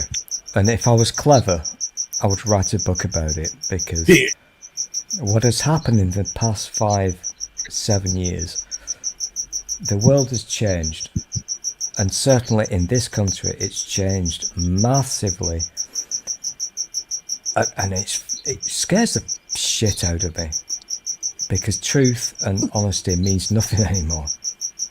I think it's become what it's become, and I know I speak a broken record with so anti. No, right you're right. That as the right wing has celebrated ever since Rush Limbaugh coined the phrase rugged individualism, okay, and it has become more and more every year of, I can do anything I want, this is a free country, just like children used to say on the playground. Quite literally. And they used to have the mantra that went with it is you have to have responsibility for what you're doing, and they've just dropped that for themselves. They still loud it above everyone else, but they have dropped it for themselves. And now we have a big percentage of people on the right who are criminals, who are proud of it, and get elected despite it, because they all think that it's okay to do that and be that, and it's not. Exactly. And that's the world that we're living in now. In your America land, you've been used to this for a few decades. But to us in UK land, it's a relatively new thing, and we're getting it. We haven't got the slow drip, drip, drip. It's happening, bam, all of a sudden. And so we've now got a government that is worse than the most orange thing that you can imagine. And by the way, he's going to be president again by August. Oh, I've heard the rumors, yeah. Apparently. MAGA. Just want to make sure everybody knows. I don't know if they're planning to do another storming the Capitol thing, but... Well, hopefully the district attorneys will have him charged before that happens. So I had to go kill a cricket. But one of the reasons I brought that up is because I noticed I was raised by people that had old world values, and I notice it clashes with the new world values. For as much as I joke around, for as much as I act and do crazy things, I get up every day and go to work and do the things that I have to do. And that's because the people before me, like my pops was an old school alcoholic, but you know what? He got up every day, never complained once, and went to work every day. Probably hated his life, to be honest, but he never whined about it once. And I don't know, there's something to be said about the old school generation. Hello. Hey, Hi, Michael out Rutger. there. I'm not saying they were great or anything. They were abusive and angry. But, I don't know. Oh, well, if something bothers me, like, waking up to go to work, I'm pretty vocal about it.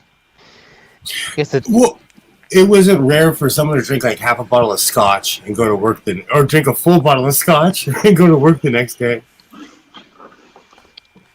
Yeah, I guess if it's a coping thing, yeah.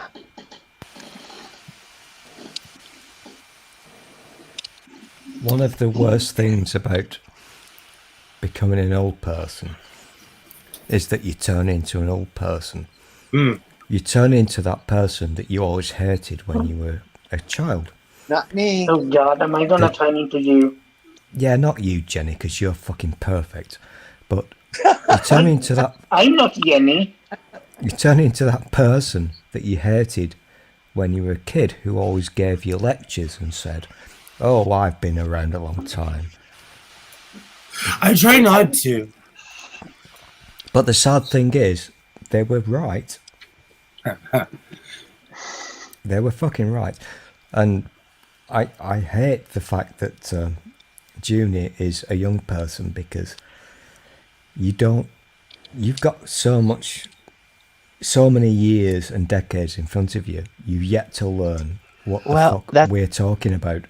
You'll get there. And that's the You'll thing. get there eventually. And I have given myself... You'll realize. Sorry, I'm not meaning to overtalk. You'll get there eventually, and you'll realize that life is not a YouTube channel. Real life is real life. Young people have already realized that. Yeah. We're not idiots. We're just young. No, exactly. There's nothing wrong. Like, and that's one thing an honest person would be like, oh, I would go back in a heartbeat. Because when I was in my early 20s, I did all kinds of fun stuff. So, be young, and in my early 30s as well.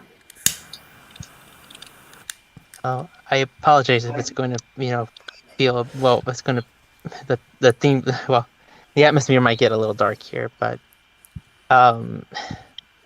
so I've given myself a lifespan limit, if you want to put it that way.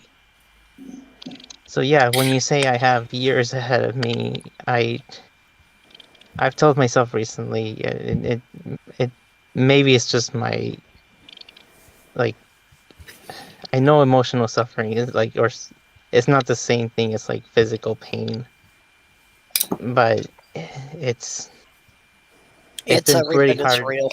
I think it's two sides of the same coin. To tell you the honest truth, they're yeah. I think the thing I was going for, and I probably did it wrong, is that as a young person, you've got decades ahead of you where you're going to be told that you're wrong, and that the old people know better, and blah de blah. And you know what? Okay. Most of those people are dicks, but at the same time, most of them are right. Okay, let Junie continue.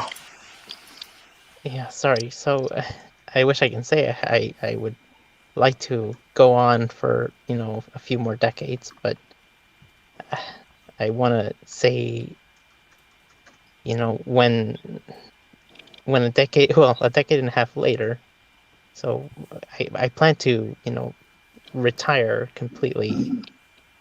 And when I mean retire, it's like, just let it all go by 45.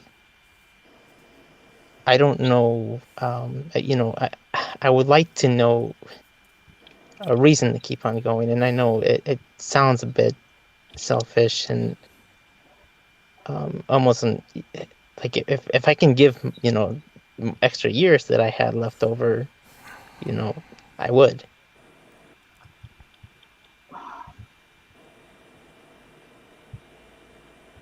Sometimes like it hurts to even talk about it, but yeah, go ahead. Junie, I need Purple's permission to speak. I don't. Junie, What were you gonna say, Jenny? do you? Okay, Jenny and the Nutstool. It did get really dark. And There's a wonderful. Wait, hey, Jenny first, and then you can go, Stool. And it makes me very concerned about you. And if there's anything that we as a community can do for you. Yeah. Yeah, we're always here for you. Always. Yeah. Okay, Stool, what were you going to say? Oh, I've put pizza in my mouth. Well, Is that it? okay. Is that someone from the UK talking with food in their mouth? I'm gonna have to go back and rip this one. Yeah, usually it's just a dick. Oh my god. I hate you people so much. There's a wonderful interview from, I think it was early 70s, on a program that we called Parkinson. It was like a chat show in the early days. And he was interviewing Elton John. And I'm going to assume that the young person knows who Elton John is. And this was when Elton John, I think, was about 27 years old. He was already famous, worldwide famous, multi-millionaire already. And he said, you know what, I'm going to retire in a few years' time. How old is he now? He's in his 80s. He's still milking the money. I can't actually remember where this conversation was going, but I kind of like, to be extremely personal, I basically retired after my dad died, and there's all kinds of things you can do in life. There is a million. It's like a whole new chapter in life, Yeah, I'm actually excited for the future. Oh, Hey, good Stu, for you. I'm going to hold you for a moment here. I think you're underestimating Junie, both in terms of the actual age, and definitely in terms of what you seem to be assuming her maturity level is. Oh, I apologise. Yeah. And she's not much younger than I am. No, I if that came across bad, I apologise. I did not mean to do that. I pull ageist stuff all the time, so I apologize as well. I try not to. I don't know how old any of you are. I know that that dude is over 1,000 years old, but Is that by Moses years, back when they used to, the average person would die at like 28. So if you live to be 70, you just look like you were 200.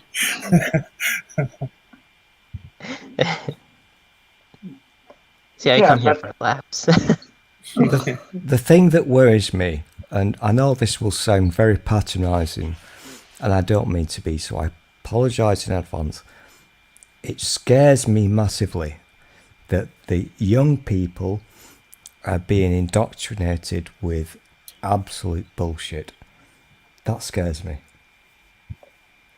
It yeah, really and fucking old scares people me. when you were young worried about the same thing. Well, all of us are being over inundated with information. We could go back to like the pre-television era all the way until now. But the difference is, Will, I'm XX years old. I can filter out the bullshit from the truth. truth. The young people can't, and they tend to get drawn into it and whatever.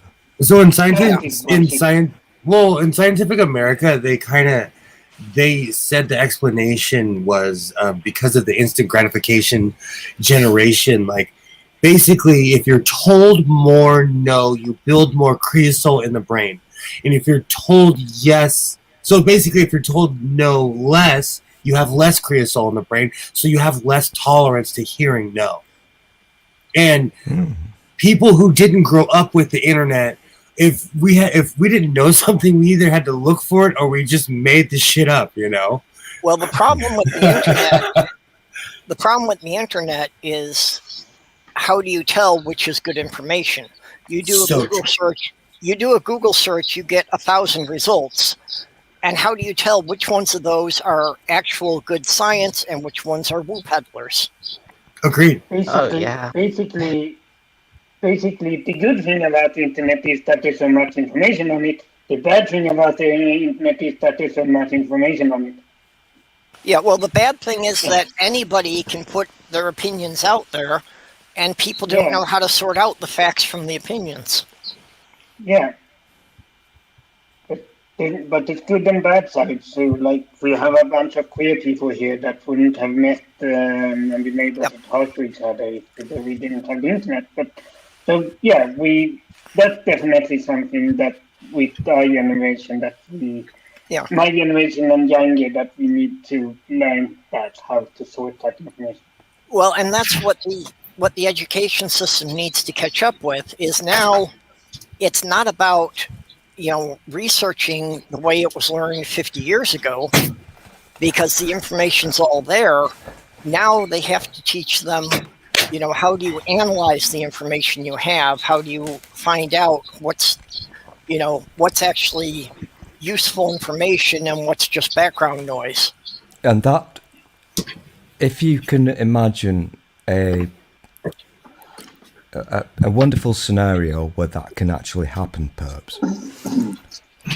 It's never going to happen, and it will probably take about 200 years for that to take effect. In the meantime, and will back me up on this, in the meantime, in this country, we are being told to be angry about the fact that 5 random students have taken a photograph off the wall. And that's a thing that's a story in one of the biggest selling newspapers in this country. And grown adults believe this nonsense.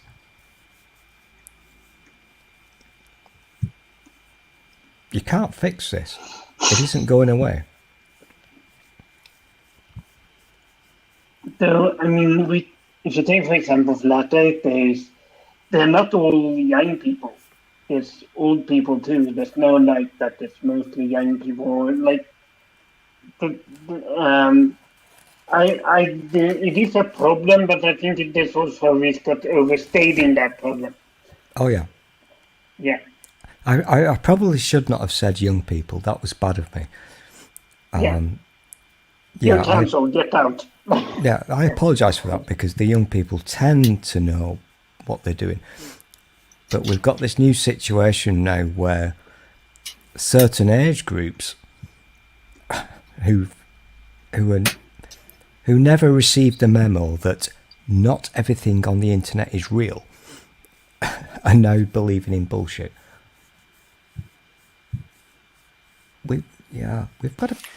We've got problems. I'm not going to bang on about this, because this. And we also have the problem that the senior generation now grew up in a time where there was journalistic integrity. That somebody who was a newscaster spouting off bad information didn't last in the industry. They got tossed out. That interests me so much. So the seniors are still thinking that the stuff they're seeing on the nightly news is the actual good information about what's going on in this country. They believe it because that's how it used to be in the old days. And we don't have that to the same extent here. I didn't which is why think we about don't, this. Which is why we don't have the anti-maskers to the same degrees.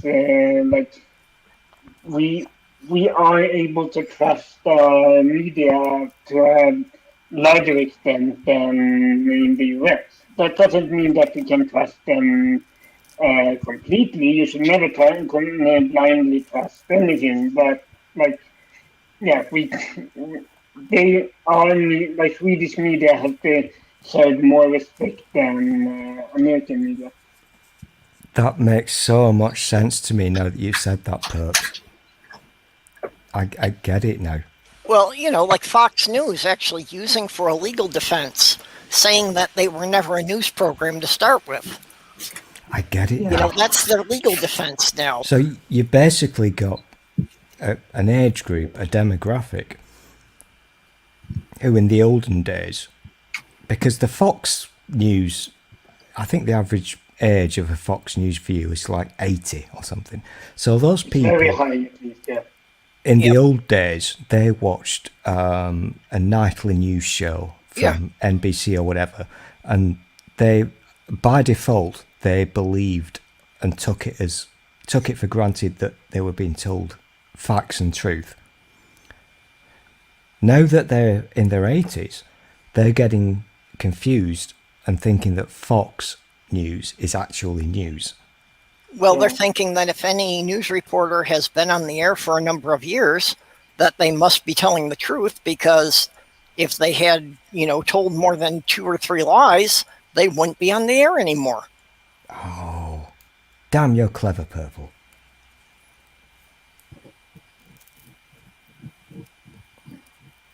Yeah, I get it. I totally missed out on that one. Have any of you watched Fox News lately? No. There was a time when, oh shit, oh, What's that, Jenny? I'm sorry, I hit the wrong button. There was a time when the newscaster, the guy sitting there, the Walter Cronkites, the David Brinkley's, the Chet Hunleys, where those people were considered the most trustworthy people in the country. The Fifth Estate, Fourth Estate, Fifth Estate, Fourth Estate. I'm going to limit it just to the TV news anchors. Okay? And the reputation that they had from their personal history as a journalist before they got that job, and then since they got that job, and their performance and behavior. There was just not a question that these guys were the bee's knees, and everybody had to come up to their standards. Yeah. And today, there's just... Yeah, in America land, I think it was similar here, but in America land, the guys or ladies who read the news, they had instant trust. You trusted them because you trusted them that they were not giving you bullshit. Yeah. But to be fair, and that feeds back into what Purple was saying, because the people who watch Fox News, they think the same way, don't they? They think that what they're seeing is somebody trustworthy. But in the same sense, back in the day, we had a limited amount of channels and information, and so it was only filtered through. We only had, like, when I was a kid, I'm going to age myself. We only had 13 channels if you didn't have cable. So my whole point is, if something was BS, it was only on for half an hour. Now, bullshit has a million YouTube channels. It has newspapers. It has podcasts. People have run away with this. And so just because of the volume of information, people think it's true. Like, oh, all these people are saying this, but it's still bullshit. It doesn't matter how many people are saying it. That's the problem. They rejected recognizing that there's such a thing called the echo chamber. Exactly. And that these people just are just quoting themselves, essentially. I challenge myself to watch something that ticks me off every once in a while, just to remind me, A, who my enemy is. That's why I know so much about TERFs and people who are anti-LGBTQIA plus in general. I find this conversation to be absolutely fascinating because I'm a dick and British, and I used to like to laugh at you Americans. I'm not allowed to anymore because... Have you watched your own news? Have you watched your own news? I'm not allowed to laugh at you anymore. But Purple and Jenny are making some wonderful points here, because in the old days, your famous news broadcaster would be, I guess, what, Cronkite, I'm guessing. That would be, here he is, this is the news, this is real. We don't have to discuss this, it's just fucking real. What? That's not a thing anymore, is it? But it's because we no longer hold people to any standard whatsoever. Back in the day, if you acted like Sean Hannity, you would have been out on the streets. Exactly. Now you've got all those people who, in the olden days, would watch Cronkite and think, yes, this is the truth. Yeah, we but have also no reason to argue about this. That's the truth. That's the news. Now those people, now they've aged. But Joel, you're watching jumping Hannity. the shark. But you're jumping the shark. The whole point is because we're over inundated. People believe is really annoying me. People believe the lies. You know, they believe the BS. They believe the lies. I'm telling you, we used to not have that many options. I just find it immensely interesting, and no offense to Junie, because I'm not being youngest. I really am not, but there was a time when you could watch the news and it would be real. You weren't being lied to. That was actually a real thing. Whereas now, especially in your land, in America land, it's just made up bullshit. I don't get it. It baffles me.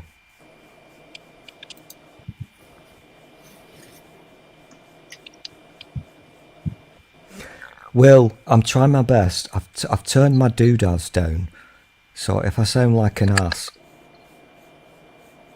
give me a punch. We're way past punch. That's okay. You are the internet's grumpy uncle, and we accept you for who you are, Stool. And that's not even me being my normal patronizing self. I've done science, and I've tried to make myself sound quieter.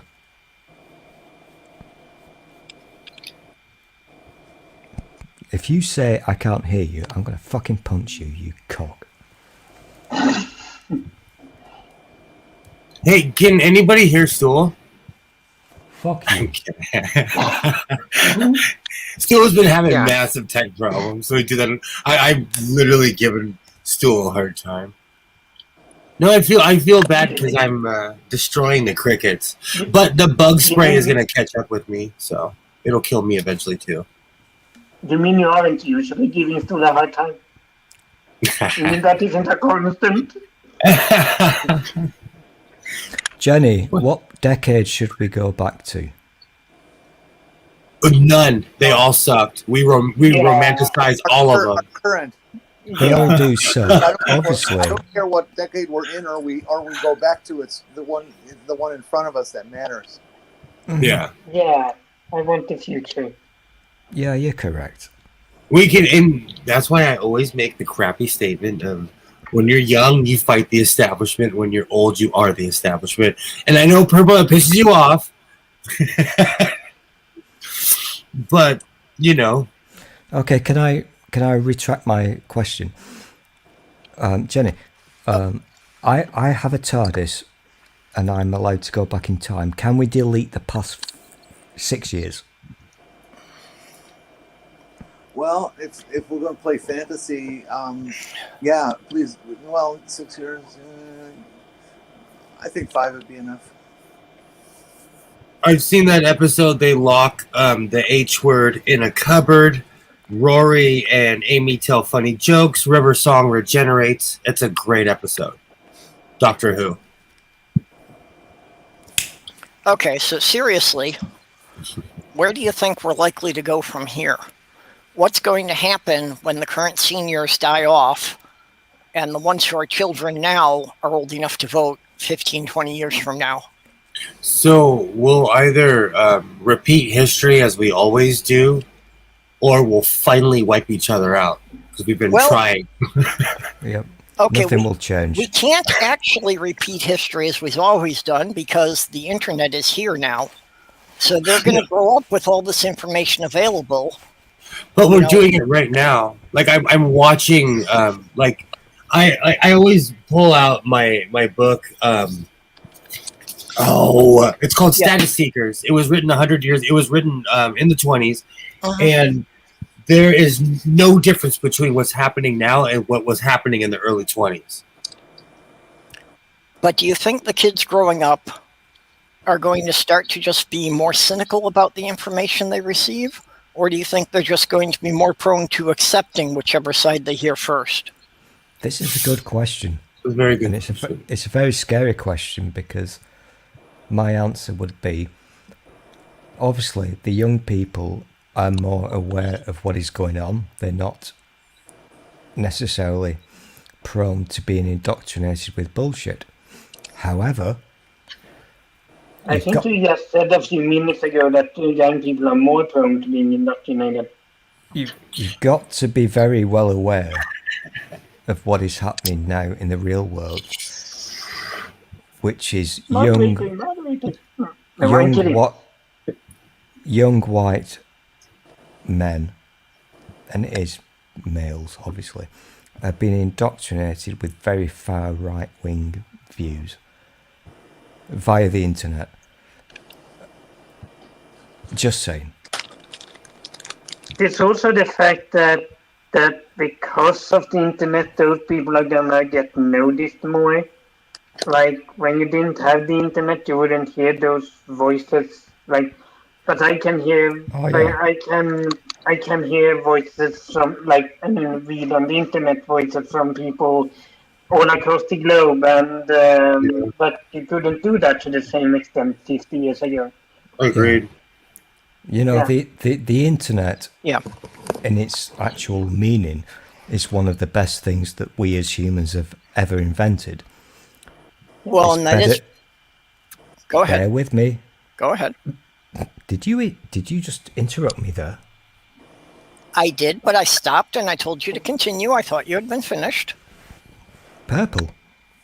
This is my thing. I'm the one who interrupts. The internet is the most wonderful thing ever. It's one of the best inventions that we've ever invented. Unfortunately, the internet is basically the infrastructure. It's the highway. It's what we put on top of that has gone wrong. So the woo-woo and social media, that's where we've really fucked up massively. We've so fucked up on that little thing. We kind of need to get a time machine and go back, and we need to get a rule book. Okay. No, go ahead, Perp. You wanted to say something. Well, the one thing the internet has permanently changed is it will be much harder for any country to control what the citizens hear. Because it used to be that some governments could manage to control the media. But now there isn't any way that they can stop outside sources. They can't stop people from hearing what people in other countries think. I think we have to be very careful about the terminology, because I know damn well that Jenny Redheart will understand this, but the internet in itself is not a bad thing. It's a wonderful thing. And if that was to go away, the world would collapse. It's like the highways of the world these days. It's the cars that travel on that fucking route. Social media, the and all that crap. That's where we've massively fucked up as humans. Okay, it's Jenny's turn now. All you folks out there that like to blame everything and curse the boomers. We will all be gone by 2035. And what's going to be left is a planet that is dying irreversibly. And all of you are going to have to either decide to get together or kill each other. And that's what the future is going to be. There's no way out of this. It's happening now. Now, everybody will then say, well, you know, why didn't the boomers take care of that? Well, because it's not just the boomers. I mean, take a look at all these people in Congress. They're not all boomers. There's a big chunk of them that are your age. Okay? Your generation is just as responsible for the shit crap we're doing to the environment as ours. You're buying that plastic too. You're running that car too. You're polluting just as much as everyone else. You want that electric light. You want that air conditioner. Okay? So you're just as responsible, and it's about time you take a hold of that responsibility and do something about it, to not bitch anymore. I get what you're saying, Jen, and I'm with you. I'm not finished. Our generation. I love how you get so fucking angry with Okay, me. let her go. Stood back there in the 70s, and we saw this was coming down the road. That's what Gaylord Nelson created Earth Day, what it was all about and why. We knew it was going to happen, and nobody listened then, and nobody listened 20 years ago, and nobody's listening today. We deserve what we're about to get. We deserve it. I don't know numbers about it, but a big, serious chunk of my generation sold out and decided to go for the money instead of the ideals that our generation developed, the ideals of freedom, of growth, of shared reality, of kindness, of love. Well, it isn't just the ones who sold out for the money, though. It's that, in general, most people sold out for the more comfortable lifestyle rather than doing some things that would have inconvenienced them that could have improved the situation. That's what I'm saying when I say money. It's the guy who's the rich guy running the corporation with complete irreverence and irregardless or without regard to everyone and everything that they affect. But it's also the guy who's living there with a 5,000 square foot bedroom or house when he only needs 1,200 square feet. Yeah. And 3 televisions instead of just one. So it's all the same.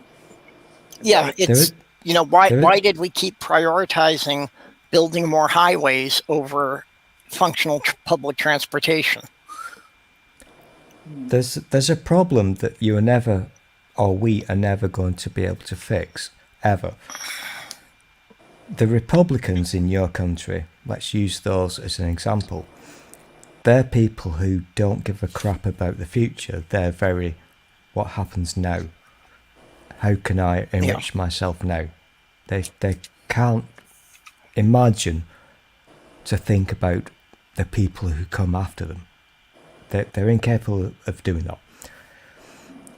And that seems to be a concurrent theme with people who are on the right, as in opposite of left side of politics.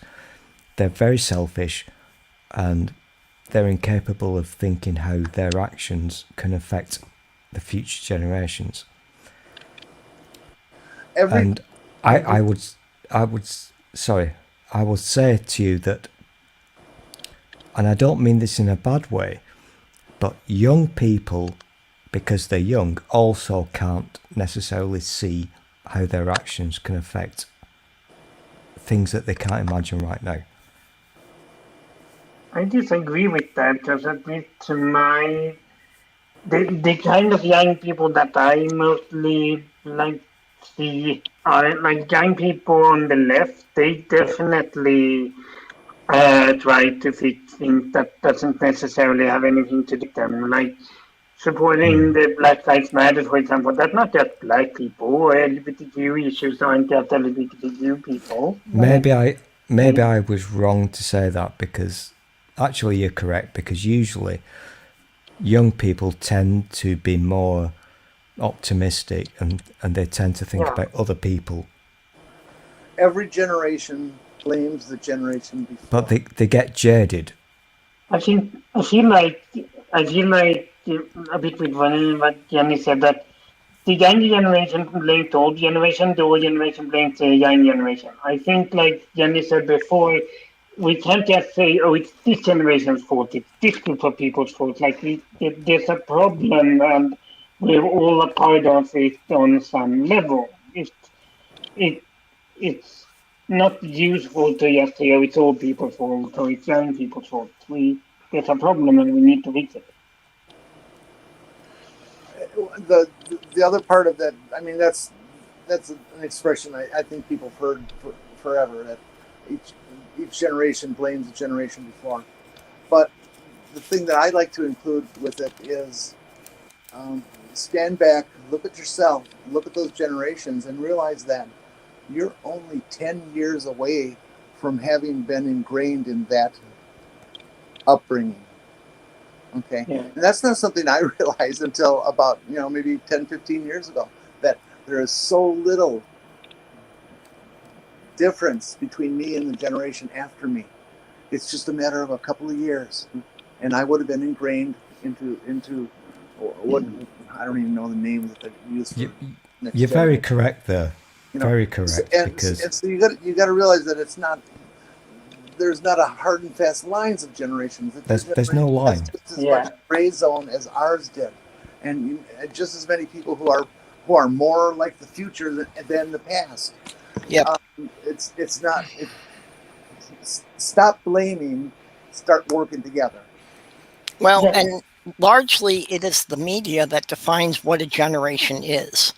And I think that we need to get away from this, where the media, puts a bracket of from this year to this year is this generation. Exactly. I think we need to get rid of that. Yeah, I'm totally for that. I still don't know what a millennium is, or a zoomer, or a boomer. I don't understand these words. Well, it's like, meaningless technically I'm a baby boomer because I was born in the last 6 months of the final year they consider that generation. But I have nothing at all in common with the people who were born 5 years previous to that. Okay, so can I ask the panel, please? I'm taking over again. I apologise, Purple. Purple, go first. What do they call you? Well, they consider me to be part of the baby boomers, but I've never found where I fit with that at all. I have no idea what that means. Jen, what are you? I'm a boomer. You're a boomer. Will's wanking. Michael, what are you? Millennial. A millennial. I'm Generation X, and that's D-Generation X. I don't understand what Gen X is. I've no idea what these terms mean. Junior, what are you? Generation Ecstasy. He's always high. No. I literally do not understand any of these terms. There's labels that the media uses to simplify matters, but all they really do is cloud those. Exactly. Yeah. I have no idea what I am. My youngest cousin is also a millennial, but I'm born in 1988. She's born in 1998. Like, there's just as much difference between me and her and me and someone who was born in 1978 who would not be a millennial, but, it's the same distance from me, but in the other direction. So, yeah, like you said, it doesn't really make sense to define people like that. Will. And I do dislike that meme, like, okay, boomer, because it kind of does that to just, oh, you're a boomer, so we can't dismiss you. Like, I'm gonna. Okay, boomer was just a derogatory term to tick people off, really. I'm gonna Google what I am. I don't know what I am. How do I Google this? We're definitely sure you're not human, at least. Maybe from Mars, maybe Venus, Jupiter, perhaps. Or Uranus. Yes, that's Uranus. That's where you're from. You know, I always say that my generation was taught to run away from labels. So it makes me laugh that 20-something years later that we're just obsessed with labels. I said this literally yesterday. It's entertaining to me. Oh, I get it. Okay. So Jen is a baby boomer. I actually understood that term. I get that one. Apparently, I'm Gen X. Everything after that means nothing to me. Is Robert X Gen X? Because of the... Boomer was awesome in Battlestar Galactica. Absolutely. I think that was... Hold on, let me check that real quick. I'm just going to give you some science here, Jen. You're not alone, because there are 71.6 million of you in the US. Grace Park, Battlestar Galactica.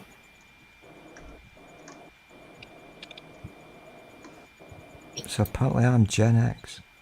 That is a term that means absolutely nothing to me. Do you remember the Spin Doctors? The song? Do you remember Three Doors Down? Okay, Will, you're kind of booming at us. Can you turn down your mic a bit? Oh, he's too loud. Fuck you, Will, you racist. You're too fucking loud. How about It's that? okay. That's Is that better. better? Just yeah, when you came back, you were suddenly much louder. So I don't know what I did. I am so horny right now. Will, you were too loud. Fuck you. You couldn't handle me if I gave it to you for free. But I'd like to try. that disturbs me that you're a Gen X stool. Oh. The really disturbing thing is I'm Means you and I are multitasking in I'm I would have guessed multitasking that right now, still and this is Gen X. dangerous. Jen, I'm not far behind you.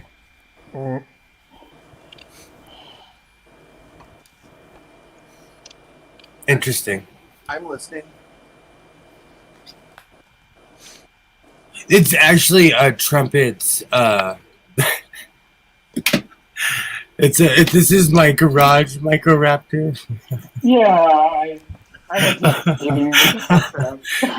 And I draped the flags because they just I started getting the weirdest reactions out of people, and it makes me laugh. And one night we were streaming. It was a Thursday night, and someone said that I had like the Antichrist vibes. I was like, "Oh, the flags are staying. The flags are staying up." I was honored that someone called there like, "Oh yeah, you look like the Antichrist." I was like, "Thank you so much.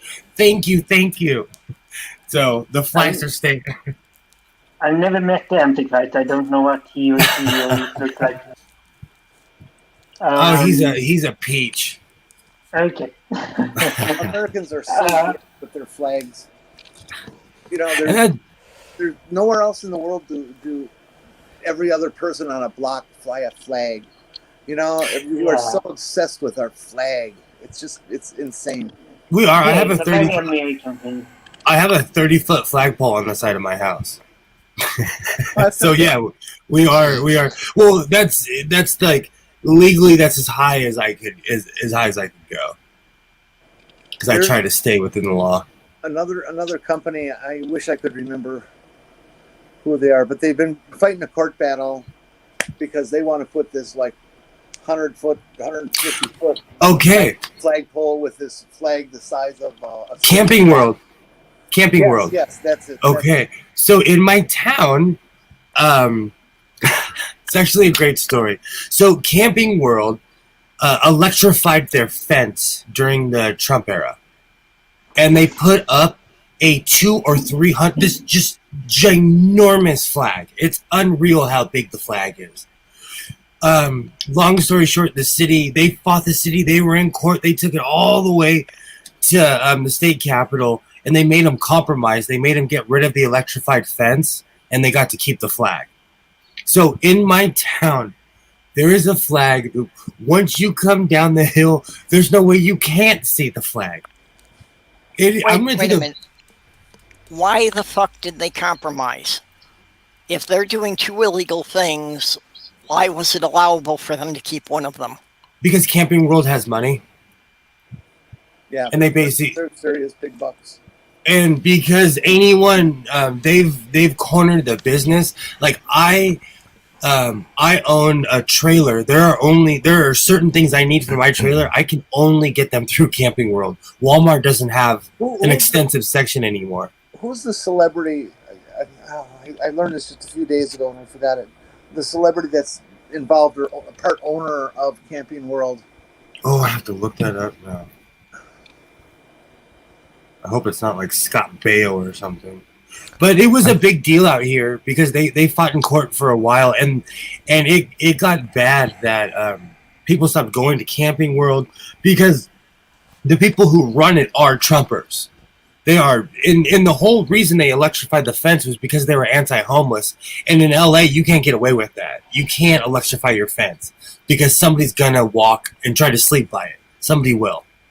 I'm not a big fan of flags because, for obvious reasons, I'm European, and Americans are allowed to display their flags. That's cool. You know, you want to show your flag, whatever, go for it.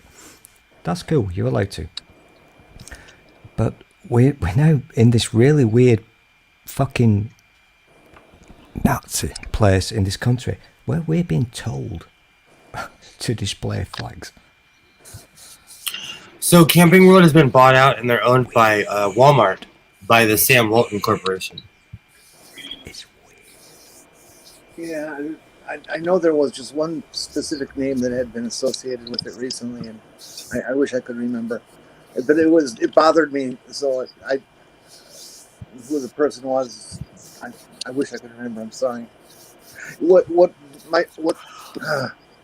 Camping World should have looked a little deeper into this. Okay, there was a Wisconsin insurance company, an independent insurance company in Wisconsin, which we have a lot of those apparently.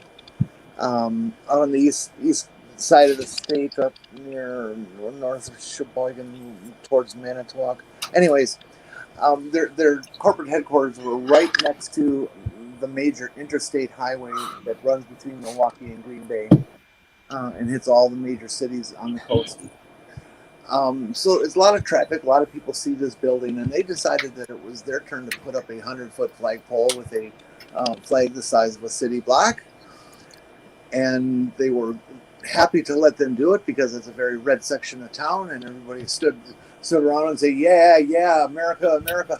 And when they got it up, they found out they were actually the laughing stock of everybody, because everybody looked at them and said, what the hell's wrong with you? What kind of egotistical people are running this place?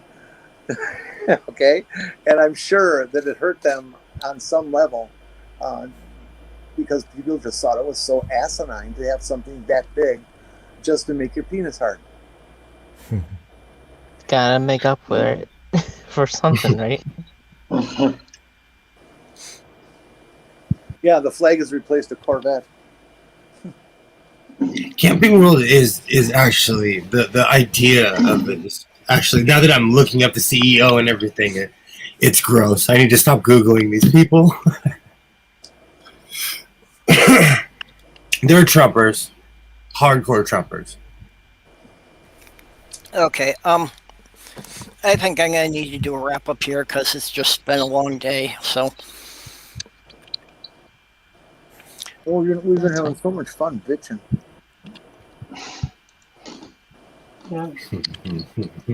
Yeah, well, you'll have to save it for next week. Yeah. To be continued. I noticed that Will and I are the only two people brave enough to share our boldness. Because I don't have any boldness to share. Just saying. Also, So you could just have, I don't know if you just shave your head or if you're actually bald. Both. Okay. I'm bald back here and all the way up to here. I have what's remaining is a sad peninsula of hair, which is slowly becoming an island. I've got a wonderful photo. If I can find it, I'll show it to you, Will. That's what she said. But if I can find it, I've got a picture that I took of myself whilst I was having a haircut. And I look like a fucking Klingon. Seriously, it freaked me out. Just one day, I accepted the fact that I look like a 1970s soul singer, and I didn't like it. It looked I just like have missing hair. It looked like I was having a surgical procedure because the top bit was all bald, but had massive long hair all around. It was weird and freaky. Transitioning can actually prevent baldness. Like it, I think if it's too far in the process, you can't get that hair back. I think, but if you're lucky, it will go back. So, actually, transitioning from male to female. I've heard about that. Yeah. Okay, well, let's go around and do a wrap up here. Does anyone have anything they want to show?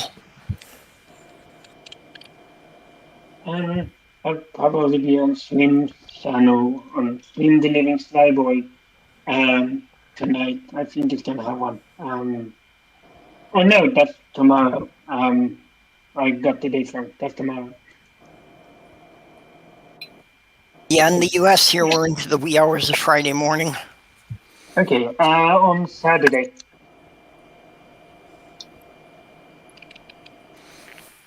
Yeah. I think it's Saturday morning for Americans. Yep. I think Slim usually starts like Saturday at noon in my time slot. Awesome.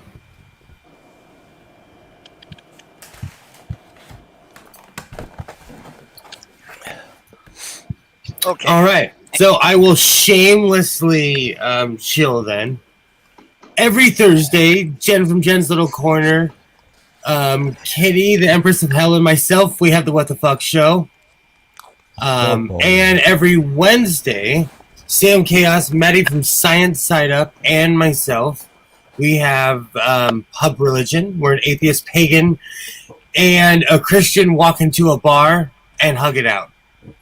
Check me out. Stool is still French. Have a great night. Missy. Okay, Stool, have your say. You love me so much, Purple. I'm just going to repeat what I said earlier. I show one thing. Get your jabs. Yep, I think that's good advice for everybody, no matter where you are. Get vaccinated. Yeah. It only hurts for a minute, and it could save your life. It did not hurt for a minute, you utter coward. Every single person is different, Stool. Yeah, no, I'm trying to warn other people. You know I don't want people to say... I must be G.I. Joe, Will, because I did not feel a fucking thing. Okay. It didn't really bother me, but if you tell everybody it's not going to hurt, and some of them complain about it, then they're going to discredit everything you say. Exactly. So it's better to tell them that it's just going to hurt slightly. Then we're back to people putting magnets on themselves. Mm-hmm. Spoons, ridiculous. Yep. Okay. Slim actually has Do I get to show something? Yeah, you got something, Jenny? Yeah, movie night tomorrow night. You know the time, you know the place. That's it. I'd like to apologize to the chat if I got to the point of being a little pontificatory on tonight. That's a lovely word, Jen. It's just subjects that really eat me up, and I just feel the need to express. So. Oh, no. You've got nothing to apologize for as far as I'm concerned. Please forgive me, but I'm never going to stop. there's a point. I've got to give Jen massive claps for that word. That's a beautiful word. Pontificatory. There's nothing to Wonderful nothing to word. forgive because there's nothing to apologize for. Okay, Junie, you have anything coming out? No, I'm slowing down production for the summer. I'll still be, doing some art here and there, and I'll post on my other channel. But for now, I like in my Passe channel, I'm gonna slow down a bit. Okay. And I'll come back up during the fall. But until then, I'm just going to keep on, enjoying the views. Okay. And, for goodness sakes, let's just, this goes for the world. It's just, because we talked about the environment, let's try our best to, save this planet. Yeah, And it's damn the you, only one we climate have. change deniers. Okay, well, I just need to give a shout out to my Patreon supporters. Junie, of course, who also did my avatar. Vonric, Ox, Robert X, Mikey Famine, The Lavender Lady, and Greg Hartwick. I do appreciate you, sending me a bit each month to help things keep going. And with that, then, I will bid you all a good night. Bye-bye, everybody. Later on. Bye. Night, everyone.